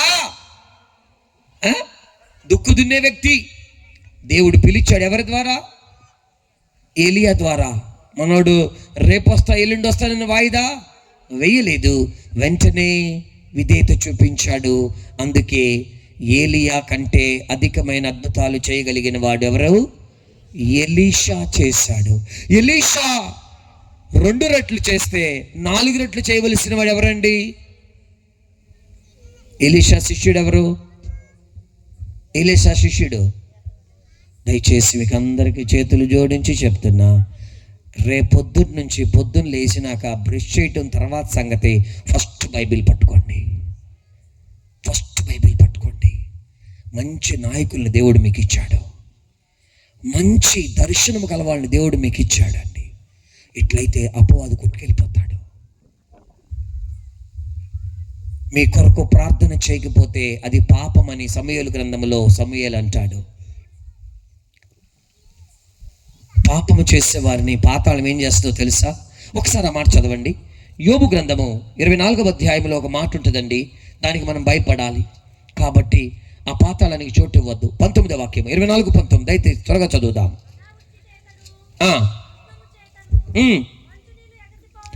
అట్లా కాదు, మంచి నీళ్ళని మనం తాగేటట్టు చదవకూడదు. ఎక్కడ మంచు నీళ్లు విడదీసి చదవాలి. మళ్ళీ చదువుదాం. అనావృష్టి చేతను ఉష్ణము చేతను మంచు నీళ్లు ఎగసిపోవునట్లు పాతాళము పాపము చేసిన వారిని. ఇప్పుడు చెప్పండి, పాతాళం పట్టుకుంటుందా పట్టుకోదా? పట్టుకోదా? పాతాళ బంధకాల్లో నుంచి విడిపింపబడాలంటే ఏం చేయాలి? ఒకసారి అందరి పైకి ఎత్తండి. ఇది మీ చేతిలో ఉన్నవాళ్ళు, చేతులు కాదు, ఇది తెచ్చిన వాళ్ళు. ఖడ్గం ఎంతమంది దగ్గర ఉంది? ఖడ్గం. కొంతమంది షూర్లు ఇక్కడికి వచ్చారు, నాకు తెలుసు, ఆత్మలో కళ్ళకి కనబడుతున్నారు, యుద్ధం చేయటానికి వచ్చారు, కానీ ఖడ్గం తెచ్చుకోవాలా. కొంతమంది మొబైల్ని ఖడ్గగా వాడుతున్నారు, ఆ మొబైల్ నిన్ను ఎక్కడికో తీసుకెళ్ళిపోద్ది. పాతాళానికి దగ్గర పరిచయం ఉన్నది ఈ మొబైల్కే, తెలుసా మీకు? ఇది పాతాళ ప్రతినిధి. మనల్ని ఎక్కడున్నామో పట్టిస్తుంది, మనం ఏం చేస్తున్నామో పట్టిస్తుంది. నీ జీవితాన్ని, నీ కనుదృష్టిని, నీ మైండ్ని, నీ హార్ట్ని మొత్తాన్ని పాడు చేసేసేస్తుంది. అందుకే ఈ పరిశుద్ధ గ్రంథాన్ని దయచేసి బాగా చదవండి. పరిశుద్ధ గ్రంథములో ఉన్న మాటైనను సున్నైనను పుల్లైనను తప్పిపోదు. ఈ పరిశుద్ధ గ్రంథము విలువెంతో తెలుసా? ప్రస్తుతం ప్రపంచ మార్కెట్లో గూటెన్బర్గ్స్ ద్వారా చేయబడినటువంటి బైబిల్ ఉంది. ప్రపంచంలో ఉన్న భాషలు మొత్తము 7,000 భాషల్లో నా పరిశుద్ధ గ్రంథమైన బైబిల్ 3,600 భాషల్లోకి తర్జుమా చేయబడింది. స్తోత్రం కలుగును గాక. నువ్వు పట్టుకునేది మామూలు బైబిల్ కాదండి. ఈ బైబిల్ కోసము ఇంట్లో పని చేసుకుని ఒక పని పిల్ల చెప్పులు లేకుండా రక్తాలు గారుకుంటూ, పేరేంటి, మేరీ జోన్సా ఆమె పేరు, ఒక మిషనరీ, వాళ్ళకి రక్తాలు గారుకుంటా డబ్బులు దాచుకుని కోడిగుడ్లమ్మి పని చేసి బిషప్ గారి దగ్గరికి వెళ్తే బైబిల్ ఇవ్వననేటప్పటికి ఆమె ఏడుపుని చూసి బైబిల్ ఆమెకి ఇచ్చేసి, ఆ తర్వాతే లండన్లో బ్రిటిష్లో ఒక బైబిల్ సొసైటీ వాళ్ళు ప్రారంభించారు. అందుకే ఈ బైబిల్ ఈరోజు సులభంగా మన చేతికి వస్తుంది. గూటెన్బర్గ్స్ అనేటువంటి అతని ద్వారా వ్రాయబడినటువంటి బైబిల్ ఈ రోజున ప్రపంచ మార్కెట్లో 1250 కోట్లు. ఎంతది? 1250 కోట్లు. చప్పలు కొట్టాలనిపించలేదు మీకు. కారణం, కల్వరి శిలువలో రక్తము కార్చిన యేసయ్యను గూర్చిన మాట సత్యమైనది, వాస్తవమైనది. ఈ బైబిల్ ఈ రాత్రి నిన్ను పిలుస్తుంది. ప్రయాసపడి భారము మోసుకొని చున్న సమస్తమైన వారలారా నా యొద్దకు రండి, నేను మీకు విశ్రాంతినిస్తానంటున్నాడు. అందుకే అబ్రహాముని దేవుడు ముందు పిలిచాడు. అబ్రహాము ఆ పిలుపుకు విధేయత చూపించాడు. ఈ రాత్రి నీవు, నేను, మనందరమును ఆ పిలుపుకు విధేయత చూపిస్తే దేవుడు ఏం చేస్తాడో తెలుసా? రెండవదిగా ఆదికాండము 12వ అధ్యాయంలో 2వ వాక్యం నుంచి మనం చూద్దాం. అక్కడ ఒక మాట ఉంటుంది, నేను చూపించు దేశం. ముందేమో పిలిచాడు, రెండోది చూపిస్తున్నాడండి దేవుడు. అంటే దాని అర్థం ఏమై ఉన్నది? దేవుడు చూపించే చోటుకి వెళ్ళాలి. మొదటి వాక్యము, నీ తండ్రి ఇంటి నుండి బయలుదేరి నేను నీకు చూపించు దేశమునకు వెళ్ళుము. స్తోత్రం కలుగును గాక. మొట్టమొదటిగా పిలిచాడు, రెండోదిగా చూపిస్తున్నాడు. ఈ రాత్రి పిలువబడిన అనేక మంది మీరు దేవుడు చూపించే చోటు అంటే to do the will of God, దైవ చిత్తం చేయుట. దేవుడు తన యొక్క మార్గాన్ని, తన మనస్సును, తన చిత్తాన్ని, తన ఉద్దేశాన్ని కొన్నిసార్లు స్వరము ద్వారా వినిపిస్తాడు. నువ్వు చదివే బైబిల్ వాక్యం ద్వారా నీకు కనిపిస్తాడు. దైవజనుల నోట ప్రసంగం ద్వారా నీకు వినిపిస్తాడు. అప్పుడు దేవుడు నీకు ఒక మార్గము చూపిస్తున్నాడు అని అర్థం. నువ్వు అందులో నడుచుకోవాలి. అందుకే ఇర్మియా అంటున్నాడు, పురాతనమైన మార్గములలో నిలిచి మేలు కలుగు మార్గమేదో అడిగి తెలుసుకొని దానిలో నడుచుకొనుడి. స్తోత్రం కలుగును గాక. ఈ మార్గము అపోస్తలుల మార్గము, ఈ మార్గము పరిశుద్ధుల మార్గము, ఈ మార్గము హతసాక్షుల మార్గము, ఈ మార్గము త్యాగము చేసేవారి మార్గము, ఈ మార్గము పరమునకు నడిపించే మార్గం. హల్లెలూయా. అందుకే ఆయన చూపించేటువంటి చోటుకు మనము నడవాలి. దేవుడు మంచిది చూపిస్తాడా, చెడు చూపిస్తాడా? మంచిదే చూపిస్తాడండి. అందుకే ప్రకటన గ్రంథంలో మనం చూస్తున్నాము 12వ అధ్యాయములో, అంతటా పరలోకమందు ఒక సూచన కనబడెను. ఏంటి ఆ సూచన అని ఆలోచన చేస్తే, ఒక స్త్రీ, ఆమె సూర్యుని ధరించుకొని ఉన్నది, చంద్రుని మీద నిలువబడి ఉన్నది, శిరస్సు మీద కిరీటము పెట్టుకొని ఉన్నది, దానిలో 12 నక్షత్రాలున్నాయి. ఆ స్త్రీ గర్భవతి, ఆమె కననై ఉన్నటువంటి మగ శిశువు కనిన వెంటనే మృంగివేయాలని ఆమెకు ఎదురుగా 7 తలలను 10 కొమ్ములను కలిగినటువంటి ఎర్రని మహాఘట సర్పం ఎదురు చూస్తూ ఉంది. దేవుడు అది చూపిస్తూ ఉన్నాడు. అందుకే ఆది కాండములో మనం చూస్తున్నాము, స్త్రీ సంతానము నీ సంతానము. స్త్రీ సంతానం అంటే ఎవరు?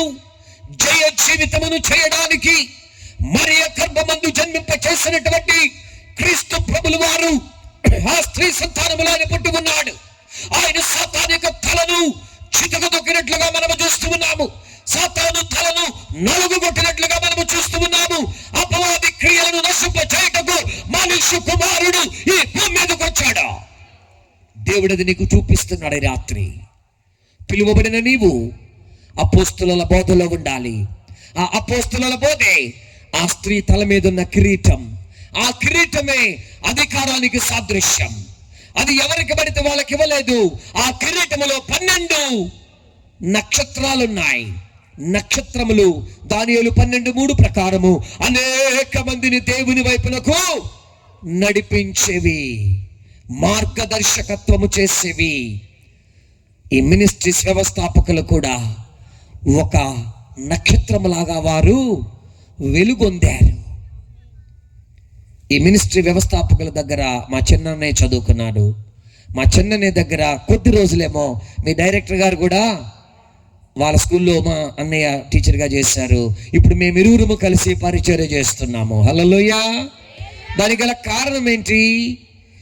ఈ స్త్రీ ధరించిన కిరీటములో ఉన్న నక్షత్రములు అనేటువంటి అపోస్తలుల బోధలో ఈ మినిస్ట్రీ వ్యవస్థాపకులు ఉన్న కారణాన్ని బట్టి ఈ రోజు ఇంకా ఇది కొనసాగుతూ ఉంది. హల్లెలూయా చెప్దామా? స్తోత్రం కలుగును గాక. ఇది ఆథరైజ్డ్ అండి, ఇది డూప్లికేట్ కాదు. ఈ స్త్రీ ఎక్కడ నిలబడింది? చంద్రుని మీద. చంద్రుడు అంటే ఎవరు? స్వయం ప్రకాశమా, పరప్రకాశమా? తెలీదా? తెలుసా? ఏ ప్రకాశం? చంద్రుడు తనకు తాను ప్రకాశిస్తాడా? వేరే యొక్క ప్రకాశము తీసుకుని ప్రకాశిస్తాడా? సూర్యుని ప్రకాశముతో ప్రకాశిస్తాడు. అలాగే మనము కూడా పరిశుద్ధాత్మను వలన ప్రకాశిస్తున్నాము. చంద్రుడు కృపక సాదృశ్యం, సూర్యుడు స్వయం ప్రకాశం, నీతి సూర్యుడు. నా యేసయ్యే ఆ నీతి సూర్యుడై ఉన్నాడు. అందుకే ఆ స్త్రీ ఎవరిని ధరించుకుంది? ప్రకటన 12లో స్త్రీ ఎవరిని ధరించుకుంది? చదవద్దు, చెప్పండి. ఎవరిని ధరించుకుంది? సూర్యుణ్ణి. మీరు ధరించుకున్నారా లేదా? ఎంతమంది ఆ సూర్యుని ధరించుకున్నారు? అబ్బా కాలిపోద్దండి అంటున్నారు. కాలకే మీ మన బ్రతుకులు ఇలా ఉన్నాయి ఈరోజు. స్తోత్రం.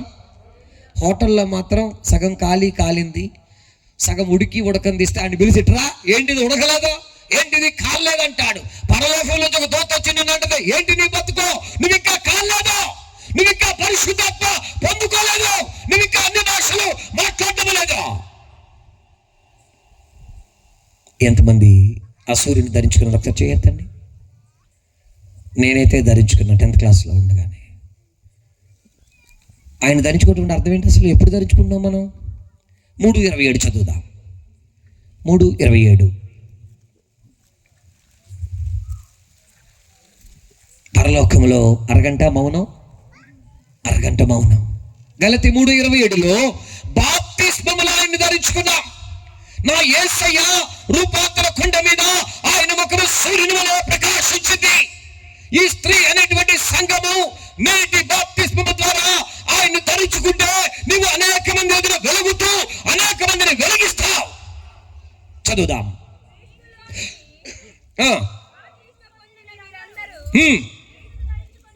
గట్టిగా లేలే చెప్దామా? నేను అందరినీ చెప్పనులా, క్రీస్తుని ధరించుకున్న వాళ్ళు చెప్పండి. మీరు చెప్పే హల్లీలే మీదే వర్షాలు ఆధారపడి ఉన్నాయి. లేదంటే నిజమైన నీతి సూర్యుడు బాగా ప్రకాశిస్తే మీ ఏసీలు కూడా బంద్ చేయవు. మీలో ఆ నీతి సూర్యుడు మంట ఉందనుకో, ఆ మంట ఆగిపోద్ది.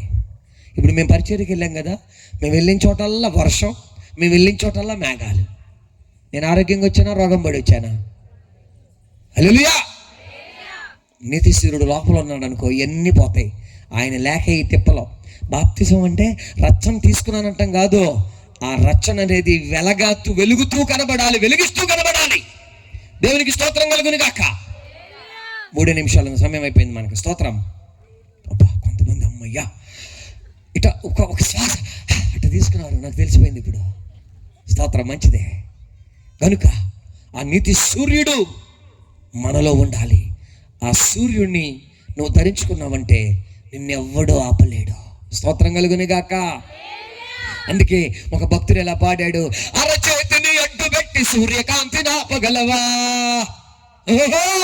అరచేతిని అడ్డుపెట్టి సూర్యకాంతిని ఆపగలవా? ఎవడు ఆపగలడు సువార్త విప్లవాన్ని? ఎవడు ఆపగలడు సువార్త విప్లవాన్ని? హల్లెలూయా. అరచేతిని అడ్డుపెట్టి ఎవడు ఈ సువార్త విప్లవాన్ని, ఈ నీతి సూర్యుడిని ఆపలేడు? నీతి సూర్యుడు నీతివంతుల మీద అనీతివంతుల మీద ఆయన ప్రకాశిస్తూ ఉన్నాడు. అబ్రహాము పిలువబడ్డాడు. రెండవదిగా అబ్రహాము పంపబడుచున్నాడు. నేను చూపించు దేశము. ఇదే మాటను కొడుకు పుట్టిన తర్వాత దేవుణ్ణి పక్కన పెట్టేసి నా కొండే, ఇంకేంటి ఏమంటాం మన పిల్లల్ని? చెప్పండి ఒకసారి చెప్పండి. నా కొండ పాట కాదు, నా కొండ కోట నీవు అది కాదు నేను అడిగింది. మన పిల్లల్ని మనం గారాబం చేస్తాం. ఏమిటిది? నా బుజ్జి కొండలు, ఇంకేం కొండలు, హిమాలయ కొండలు, రకరకాల కొండలు అని పిల్లల్ని మనం గారాబం చేస్తాం. మంచిదే. మనోడు అందులో నిమగ్నం అయిపోయి ఎంతసేపు హల్లెలూయా స్తుతి మహిమ అనేవాడు నా బుజ్జి కండలు నా కన్నలు అనుకుంటా ఇక్కడ పడిపోయాడు. అందుకే ప్రభు బాబిట్రా నాన్న అన్నాడు, పిలిచాడుగా, చూపించాడుగా. ఈ 2 పనులు జరిగినందుకే మూయబడిన గర్భం తెరవబడింది. మృతతుల్యమైన గర్భాన్ని తెరచి మళ్ళా తిరిగి దేవుడు సంతాన ప్రాప్తిని కలుగజేసిన అబ్రహాముతో అంటున్నాడు, నీవు అధికముగా ప్రేమించుచున్న నీ ఒక్కడైనా నీ కొడుకు నేను చూపించు. మళ్ళీ ఏంటి? ముందేమో నేను చూపించే దేశానికి వెళ్ళమన్నాడు, రెండోది నేను చూపించే కొండకి వెళ్ళమంటున్నాడు. ఈ రాత్రి ఆయన చూపించిన సంఘానికి నువ్వు వచ్చావేమో, ఆయన చూపించిన గ్రామానికి నువ్వు వచ్చావేమో, ఆయన చూపించిన ఉపదేశంలో నువ్వు జీవిస్తూ ఉన్నావేమో. ఇప్పుడు దేవుడు రెండోది నీకు చెప్తున్న మాట, నేను చూపిస్తున్న కొండ. ఆ కొండ అనుభవము స్థిరమైన అనుభవము, ఆ కొండ అనుభవము ఉన్నతమైన అనుభవము, ఆ కొండ అనుభవము ప్రత్యేక జీవితమైన అనుభవము, ఆ కొండ అనుభవము పరిశుద్ధ జీవితమైన అనుభవము, ఆ కొండ అనుభవము ప్రార్థనా జీవితమైన అనుభవము, ఆ కొండ అనుభవము ఒక ఉన్నతమైన స్థితిలో నిన్ను నిలవబెట్టే అనుభవం. హల్లెలూయా. ఎమ్ఐ గ్రామస్తుల మాట వింటున్నప్పుడు, యేసయ్య చెప్పినప్పుడు వాళ్ళ హృదయాలు ఏమైనాయి అంట? వాళ్ళ హృదయాలు ఏమైనాయి? మనలో కూడా మంట కలుగును గాక, మనలో మంట కలుగును గాక. నేను అన్ని మీటింగులో ఒక మాట చెప్తా ఉంటా. నాకు అత్యంత సన్నిహితులైనటువంటి బిషప్ గారు మధ్యప్రదేశ్లో ఉంటారు. ఆ అయ్యగారు వాక్యం చెప్తూ ఉన్నప్పుడు ఆయన ఆ మాట చెప్పడం నేను ట్రాన్స్లేట్ చేశాను ఆయనకి. ఆయన ఇట్లాగే ఒక 15-20 వేల మంది ఉన్నప్పుడు వాక్యం చెప్తూ పరిశుద్ధాత్మ చెప్పాడంట, 2 చేతులు పైకెత్తి బిగ్గరగా, అందరూ ఎత్తండి ఒకసారి చేతులు బిగ్గరగా 3 సార్లు చెప్పండి.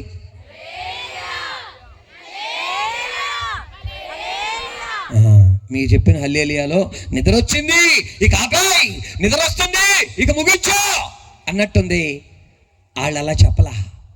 7 సార్లు చెప్పిన హల్లెలూయాలో ఒక 18-19 సంవత్సరాల ఒక యవనస్తురాలు ఒక 5-6 కిలోమీటర్ దూరంలో చనిపోయింది.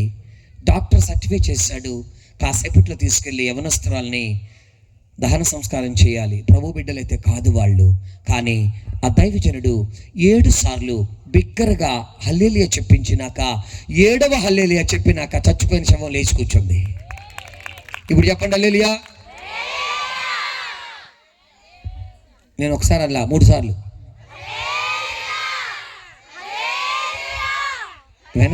వెనకాల కొంతమంది బలు చెప్తున్నారు, ఇట్లా వేడుక చూస్తున్నారు. ఆ వేడుక చూసే వాళ్ళందరూ చెప్పండి, వెనకాల కూర్చున్న వాళ్ళు గట్టిగా చెప్తాం, మీ కుటుంబాలు దేవుడు గొప్ప కార్యం చేయబోతున్నాడు. అనేక సంవత్సరాలుగా మీరు కన్నీరు కారుస్తున్నారు. కొంతమంది వెనకాల కూర్చున్న వాళ్ళలో పరిశుద్ధాత్మ దేవుడు తేటగా నీతో మాట్లాడుచున్నాడు. నీవు ఇంతవరకు దాక్కుని ఉన్నది చాలు, నువ్వు ఇంతవరకు నన్ను ఎవరు చూడలేదనుకున్నది చాలు, నువ్వు ఇంతవరకు నా విషయము ఎవరికి తెలియదు అనుకుంటున్నావు. నిన్ను సృష్టించిన నీ దేవుడు చూస్తూ ఉన్నాడు, నిన్ను విడుదల, నిన్ను ఎడబాయుడు. హల్లెలూయా. మీలో కొంతమందికి దేవుడు పరిశుద్ధాత్మ వరములతో నింపబోతూ ఉన్నాడు.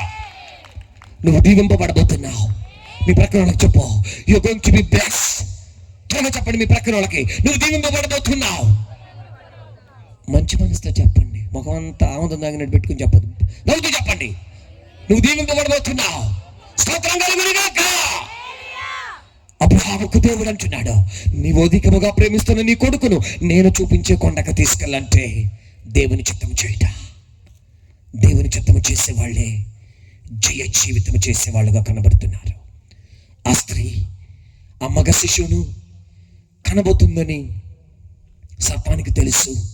7 తలలంటే 7 లోక సామ్రాజ్యాలు, 10 కొమ్ములంటే క్రీస్తు విరోధి కాలంలో ఏర్పడబోయేటువంటి 10 విధాలైన యూరోపియన్ యూనియన్. అదే దానియేలు గ్రంథం 2వ అధ్యాయంలో మనం చూస్తున్నటువంటి ఆ విగ్రహము బంగారముతో, వెండి, ఇత్తడి, ఇనుము, మట్టి సామ్రాజ్యాలు.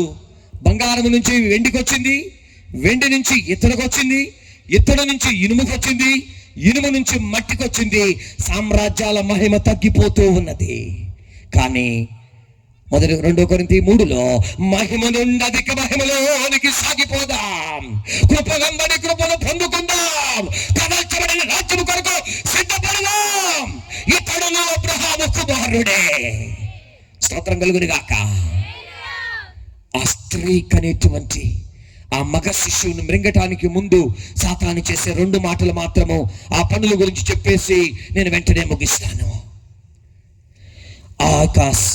ఘట సర్పం ఏం చేస్తుందంటే, బైబిల్ మూసాగా అంటే ముగిచ్చేస్తానని. హల్లెలూయా. ఆ ఘట సర్పము తన తోకతో ఆకాశంలోని నక్షత్రాలను 1/3 వంతులు ఏం చేస్తుంది? ఈడ్చి పడవేస్తుంది. తోక అంటే దేనికి సాదృశ్యం? తోక. 9:15 యెషయా. అందరూ కలిసి చదవండి మాట. ఈ రోజున రకరకాల ఉపదేశాలు వస్తున్నాయి, జాగ్రత్త. 9:15 యెషయా. పెద్దలను గనులను. చూడండి ఇక్కడ, పెద్దలంటే ఎవరు? పెద్దలంటే ఎవరు? పెద్దలంటే నాకు పెద్దనం కావాలి. నేను ఈరోజు పరిచయకు వచ్చి 33 సంవత్సరాలు. నాకు అనిపిస్తుంది నేను ఇంకేమి నేర్చుకోవాలా. అందుకే ఎవరు ప్రసంగం చేసినా నేను గబగబా రాసుకుంటా. మొన్న ఒక చోట ప్రసంగానికి వెళ్తే ఒక ఆయన, అబ్బో ఏం భలే రాసేస్తున్నారు మీరు, ఇటు నేను ఫోటో తీసుకుంటే నేను పరిహాసంగా అడిగాడు. నేను ఒకటే చెప్పే, అయ్యా నేను ఈ మధ్య కాలంలోనే మొన్న 33 ఏళ్ళ క్రితం సేవకు వచ్చాను, నేను ఇంకెంతో నేర్చుకోవాలయ్యా, నేనేమి నేర్చుకోలేదంటే ఇటు కింద పైన చూసి లేచి వెళ్ళిపోయాడు అక్కడి నుంచి. దేవుడు ఎవరి ద్వారా ఎప్పుడేం మాట్లాడుతాడో మనకు తెలియదండి.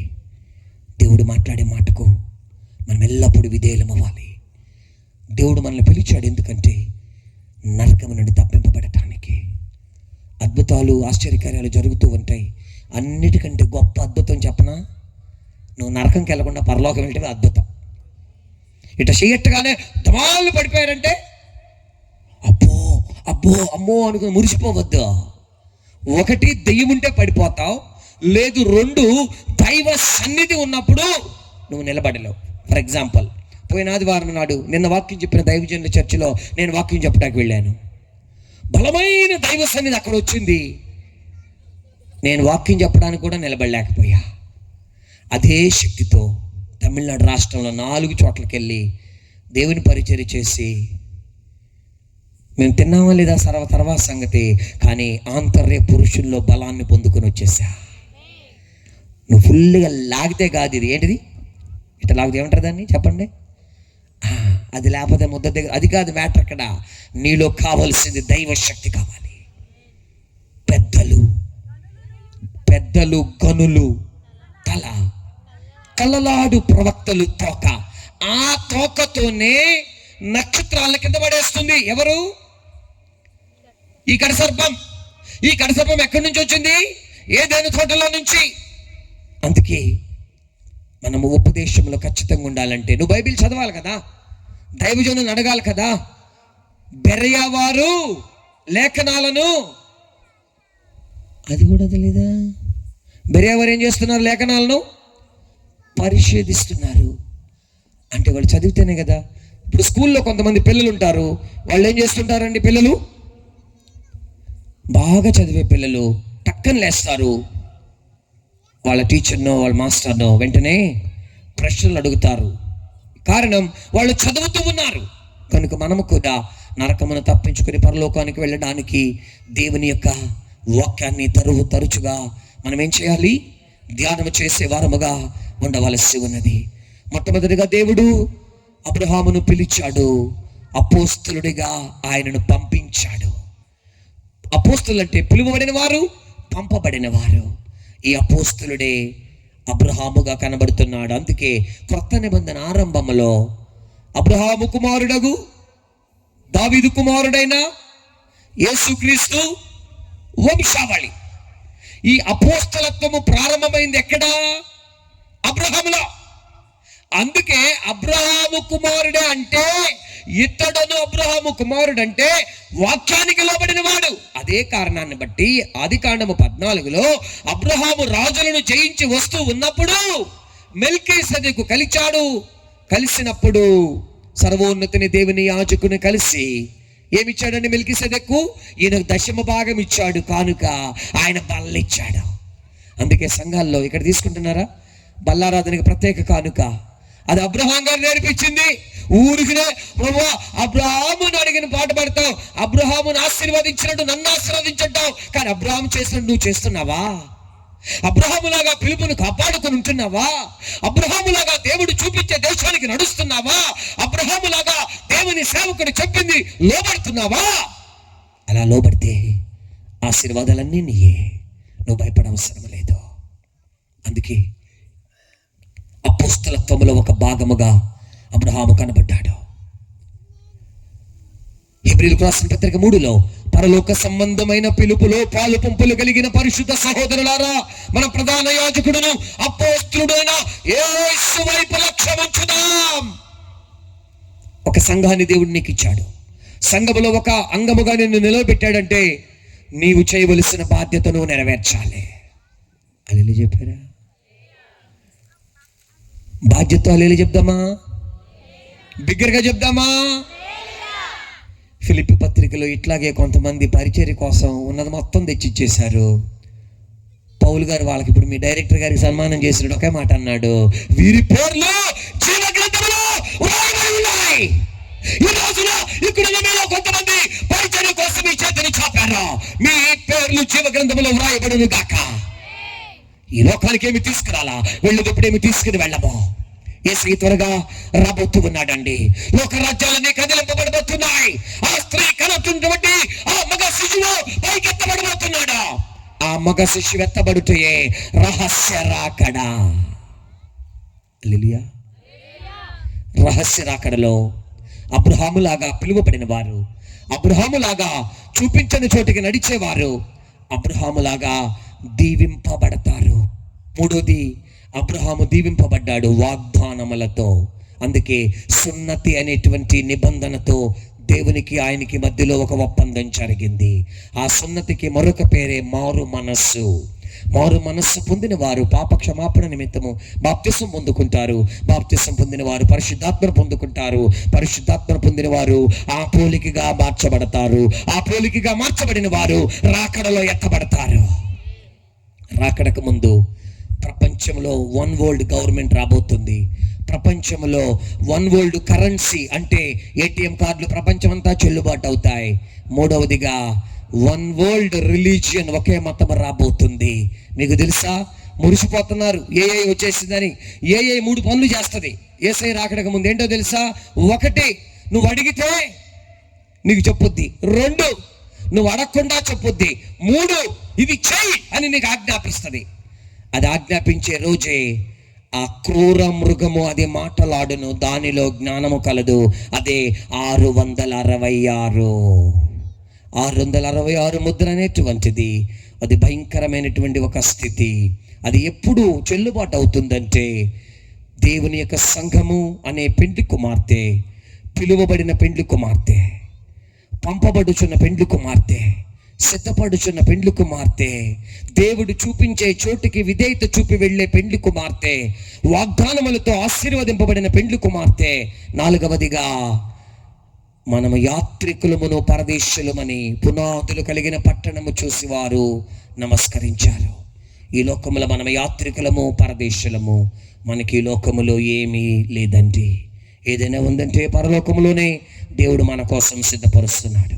ఒక ఉదాహరణ చెప్పి నేను ప్రార్థన చేస్తాను. ఒక రోజున రాజుగారు తన యొక్క అంతఃపురంలోనికి పిల్లలందరినీ రమ్మన్నాడు. పిల్లలందరూ వచ్చినాక ఆ కోలాహలం చూసి ఈ ఫెల్ట్ వెరీ హ్యాపీ, చాలా హ్యాపీ అయిపోయాడు ఆయన. అప్పుడు అన్నాడు, మీరేది పట్టుకుంటే అది మీకే.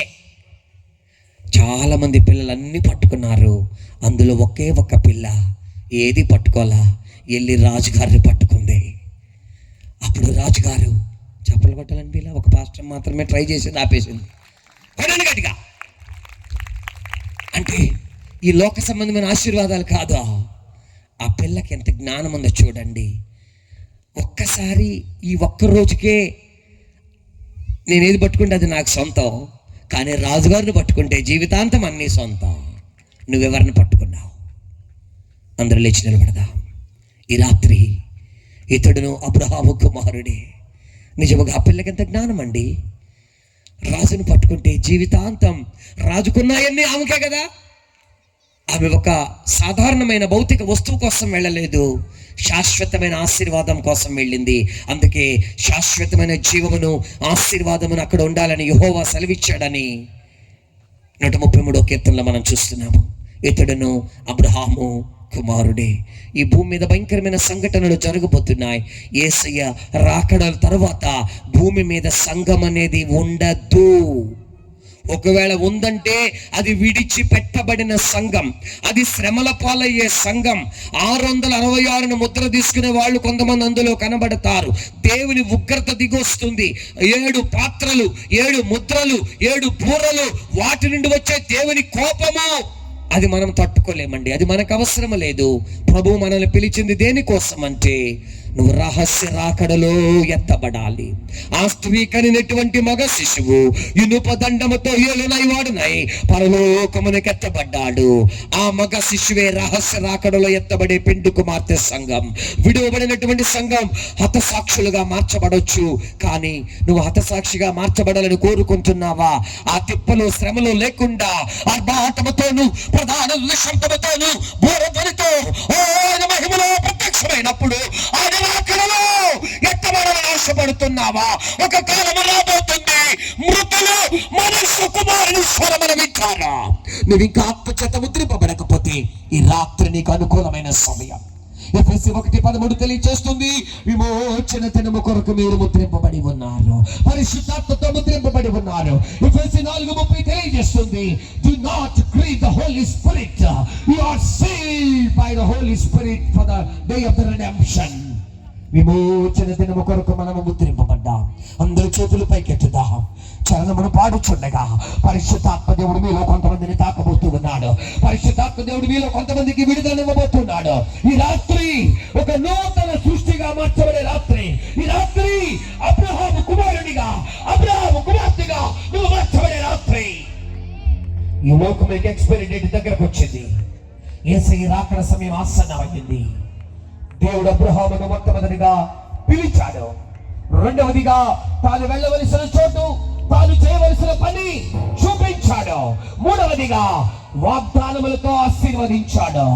4వదిగా ఇవన్నీ చవి చూచిన అబ్రహాము, ఈ లోకము నాకు సొంతము కాదని నేను ఒక యాత్రికుడను, నా యాత్ర ముగింపు సమీపముగా ఉన్నది, నేను ఒక పరదేశిని, నా స్వదేశము పరలోకమందున్నది, నా పౌరస్థితి పరలోకమందున్నది. అందరూ కన్నులు మూసుకొని 2 చేతులు ఆకాశము వైపుకెత్తి బిగ్గరగా యేసయ్యా నన్ను కరుణించమని కేక వేద్దామా? హల్లెలూయా హల్లెలూయా.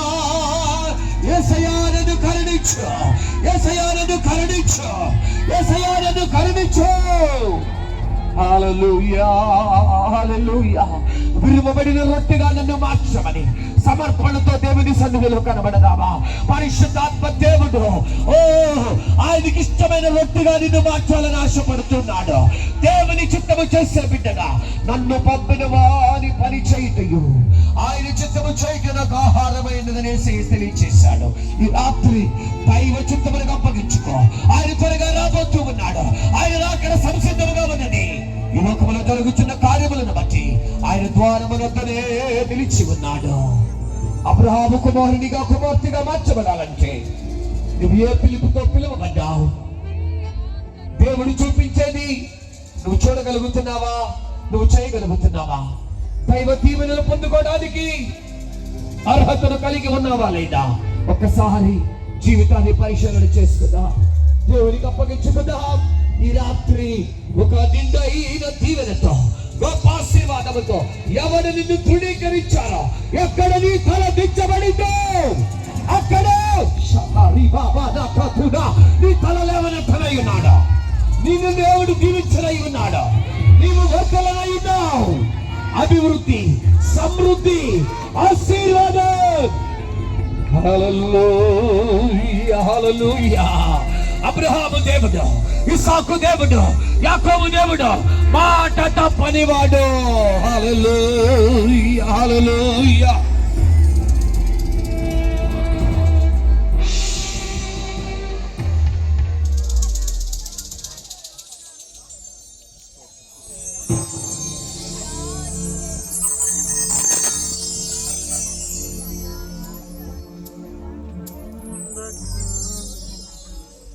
నీ చేతిలో రొట్టెను నేనయ్యా, వీరు యేసయ్యా. నీ చేతిలో రొట్టెను నేనయ్యా, వీరు యేసయ్యా. వీరు యేసయ్యా. ఆశీర్వదించు యేసయ్యా, వీరు యేసయ్యా. ఆశీర్వదించు యేసయ్యా. నీ చేతిలో రొట్టెను నేనయ్యా, వీరు యేసయ్యా. తండ్రి ఇంటి నుండి పిలచితివి, అబ్రామును ఆశీర్వదించితివి. అబ్రాహాముగా మార్చితివి.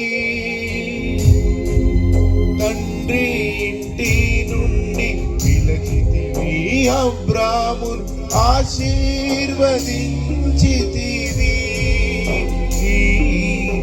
అబ్రాహాముగా మార్చితివి. నీ చేతిలో రొట్టెను నేనయ్యా, వీరు యేసయ్యా. నీ చేతిలో రొట్టెను నేనయ్యా, వీరు యేసయ్యా.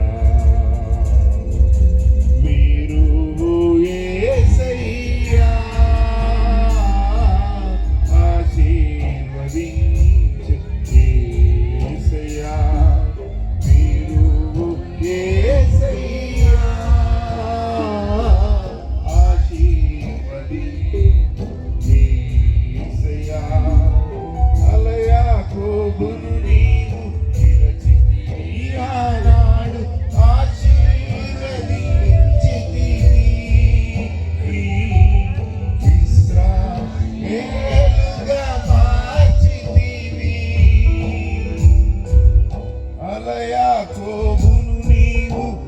పిలిచితివి ఆనాడు ఆశీర్వదించితివి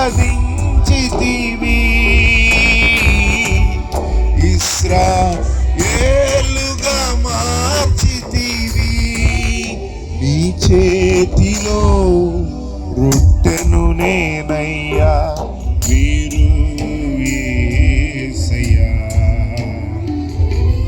నీ రొట్టెను నేనయ్యా వీరు యేసయ్యా వీరు యేసయ్యా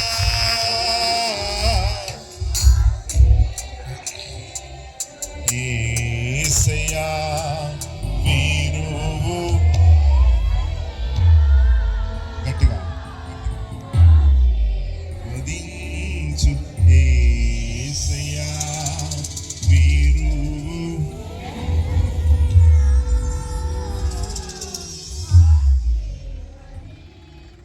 యేసయ్యా వీరు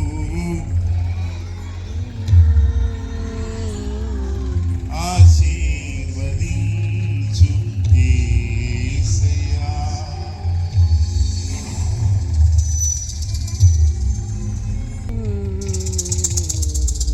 ఆశీర్వాదాలకు వారసులుగా ఉంచి పరలోక రాజ్యంలో మమ్మల్ని చేర్చుకుంటకు మా కొరకు ఇప్పుడు పార్శ్వం ఎదురు చూస్తుందన్న విషయం నాకు అర్థమైంది ప్రభా. మీకు వందనాలు తండ్రి. రాత్రి మమ్మల్ని మీరు దర్శించి మీ పరిశుద్ధాత్మతో మమ్మల్ని రాత్రికి సిద్ధపరచడానికి మీ వార్తతో ప్రభా సేవకులను మమ్మల్ని నడిపించి విరిచి వడ్డించినందుకు స్తోత్రాలు. ఈ కార్యక్రమాన్ని విజయవంతంగా మీరు జరిగించండి. కృతజ్ఞతలు చెల్లిస్తున్నాను.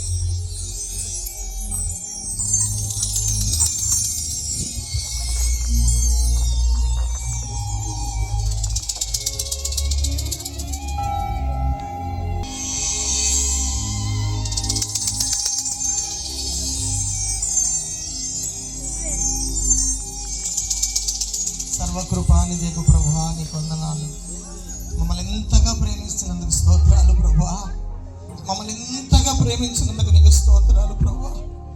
40 సంవత్సరాల క్రితము నాయకుల్ని ఎన్నుకొని మీ జ్ఞానం ఇచ్చి చెయ్యాలన్నటువంటి తృష్ణ, నీ పిలుపుకు లోబడే మనసిచ్చి నీ పని జరిగించి అనేక సంఘ స్థాపనలు జరిగించి వేలాది మంది ప్రజలను పాపము నుండి విడిపించిన దేవా, ఈ పరిచర్య ద్వారా ఘన కార్యాలు జరిగించినందుకు మనకు అద్భుత పునాదిగా ఈ సభలను ఏర్పాటు చేసినందుకు స్తోత్రములు రాజా.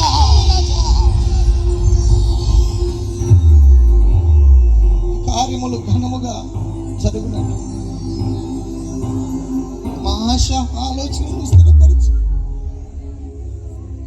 రాబోయే దినములలో రాకడకు లక్షలాది మంది ప్రజల్ని పరిచర్యల ద్వారా సిద్ధపరచున్నట్లు సహాయము దయచేయమని, కావలసిన వనరులు వసతులు సమస్తము సకాలములు సమకూడి జరుగుటకు దేవా మీ గుప్పలు విప్పి సమస్త జీవుల కోరిక తృప్తిపరుస్తానని మాట ఇచ్చిన దేవుడు నీ రాజ్యము కట్టుటకు ఈ పరిచర్యలకు నీ గుప్పలు విప్పు ప్రభువా.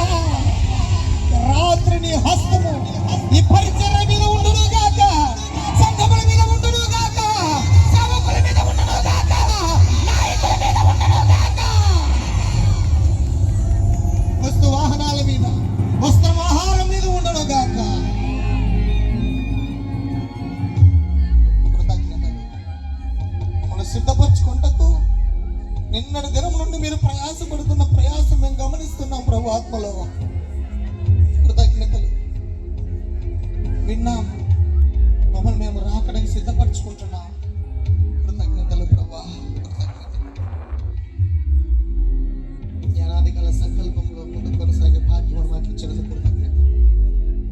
ఇక్కడున్న నాయకులు, సేవకులు, ప్రాముఖ్యంగా ఈ చిరుకురపాడు గ్రామ సంఘ స్థానిక సేవకుడు, సేవకురాలు, బిడ్డలు ఈ పరిచర్యను ఎంతగానో భుజం మీద వేసుకొని కష్టపడిన ప్రతి బిడ్డని మీరు ఆశీర్వదించండి.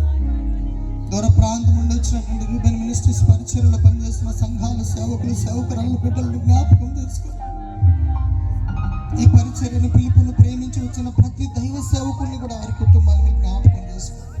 కృతజ్ఞత కలిగి ఉన్నాము కనుక నేటి దినమును స్తుతించి విశ్వాసుల జాబితాలో చేర్చబడిన జీవ గ్రంథములో పేరు లిఖించినటువంటి నాయకులను జ్ఞాపకం చేసుకునే కృపనిచ్చావు. నీకు స్తోత్రాలు. ఈ పరిచర్య ఫలం మేమందరం అనుభవించదుము గాక. యేసు నామములో అడిగి సమస్తమును పొందుకొని ఉన్నాం మా ప్రియ పరలోకపు తండ్రి. నాయకులు ఆశీర్వాదం వస్తారు. మన తండ్రి అయిన దేవుని ప్రేమ, కుమారుడైన యేసుక్రీస్తు వారి యొక్క కృప, పరిశుద్ధాత్మ దేవుని అన్యోన్య సహవాసము, ఆయన సన్నిధి ఇప్పుడు ఎల్లప్పుడూ సకల పరిశుద్ధులకును ఇక్కడ చేరి వర్తమానం వింటున్న ప్రతి బిడ్డకును, వర్తమానం అందిన దాసుని కుటుంబానికి, పరిచర్యకు, మరి ముఖ్యంగా ఈ మినిస్ట్రీ నడిపిస్తున్న మా యొక్క నాయకులు డేడ్బర్ గారి అమ్మగారి బిడ్డల కుటుంబాలకు, అలాగే సంఘాలకు, ఆ యొక్క నాన్న మరి పరిచయలో పాల్గొని పరిచయం చేస్తున్న దైవసేవకులు, బిడ్డల సంఘాల పరిచయలకు ప్రత్యేకంగా ఈ రోజు శ్రమపడి ఈ కొడుకుల కొరకు వైపున్నటువంటి దైవసేవకుల కుటుంబాలకు, సంఘానికి, యవనస్తులకు, పెద్దలకు ప్రభు రాకడ వరకు సదాకాలం తోడు నడిపించును కాక. గట్టిగా ఆమేన్ చెప్దాం. ఒకసారి బిగ్గరగా ఆమేన్ చెప్దామా? ఇంకా గట్టిగా చెప్దామా? అలాగు జరుగును గాక. చాలా వందనాలు. స్థానిక సేవకులు ప్రవేశించడం కృప చూపిన దేవునికి స్తోత్రం చెల్లిద్దాము. హల్లెలూయా. అభిషక్తులైన దైవజనులు జేఎస్ బాబన్న గారిని బట్టి ప్రభు నామానికి మహిమ కలుగును గాక. అద్భుతమైన వర్తమానాన్ని అందించారు. వారిని, వారి కుటుంబాన్ని, పరిచర్యను దేవుడు దీవించును గాక. ఆమేన్. నిన్నటి దినమందు దైవజనులు మోక్షానందం గారి ద్వారా దేవుడు మనల్ని దర్శించాడు. నిన్నటి దినం, ఈ దినము కూడా దేవుడు రక్షణ గురించి, విమోచన గురించి, పరలోకాన్ని గురించే మాట్లాడుతున్నాడు. ఆమేన్. హల్లెలూయా. హల్లెలూయా. స్వస్థతల గురించి, ప్రవచనాల గురించి, దర్శనాల గురించి దేవుడు మాట్లాడాల. రక్షణ, విమోచన, పరలోకం, ఇవి ప్రాముఖ్యమైనవి దేవుని బిడ్డలకు. మరి ఇక్కడ కూడా వచ్చిన దైవజనులకు, మరి ఆత్మీయ నాయకులకు, వారి కుటుంబానికి, దూర ప్రాంతం వచ్చిన మీ అందరికీ, మా సంఘమును, మమ్మలను, మా గ్రామాన్ని ప్రేమించి చేరుచిన ప్రతి బిడ్డకు ప్రభు నామమున వందనాలు. అందరికీ భోజనం ఏర్పాటు చేయబడింది. దయచేసి ఎవరు కూడా భోజనం చేయకుండా వెళ్ళొద్దు. ఇక్కడికి వచ్చిన ప్రతి ఒక్కరు కూడా భోజనం చేసి మా కొరకు మీ వ్యక్తిగత ప్రార్థన జ్ఞాపకం చేసుకుంటూ దేవుడు మమ్మల్ని ఆశీర్వదించాలని, వాళ్ళందరినీ దేవుడు ఆశీర్వదించాలని మీరు ప్రార్థన జ్ఞాపకం చేసుకోగలరు. ప్రజలు ఈ మాటలు ముగిస్తున్నాను. రేపటి దినం రేపటి దినమున దైవ సేవకులు నెల్లూరులో ప్రేమానందం గారు పరిచయం చేస్తూ ఉన్నారు. మంచి దైవ సేవకులు అందరూ సిద్ధపడి, ఆశపడి దేవుని యొక్క ఈ యొక్క కార్యక్రమానికి మీరు త్వరగా రాగలిగినట్లయితే రేపు త్వరగా వాక్యమును మీకు విరిచి వడ్డిస్తారని ప్రేమతో మీకు తెలియజేస్తున్నాను. Thank you. మీ ప్రయాస తగిన ఫలం మీరు ఖచ్చితంగా అనుభవిస్తారు. ఆమేన్. అందరికీ వందనాలు.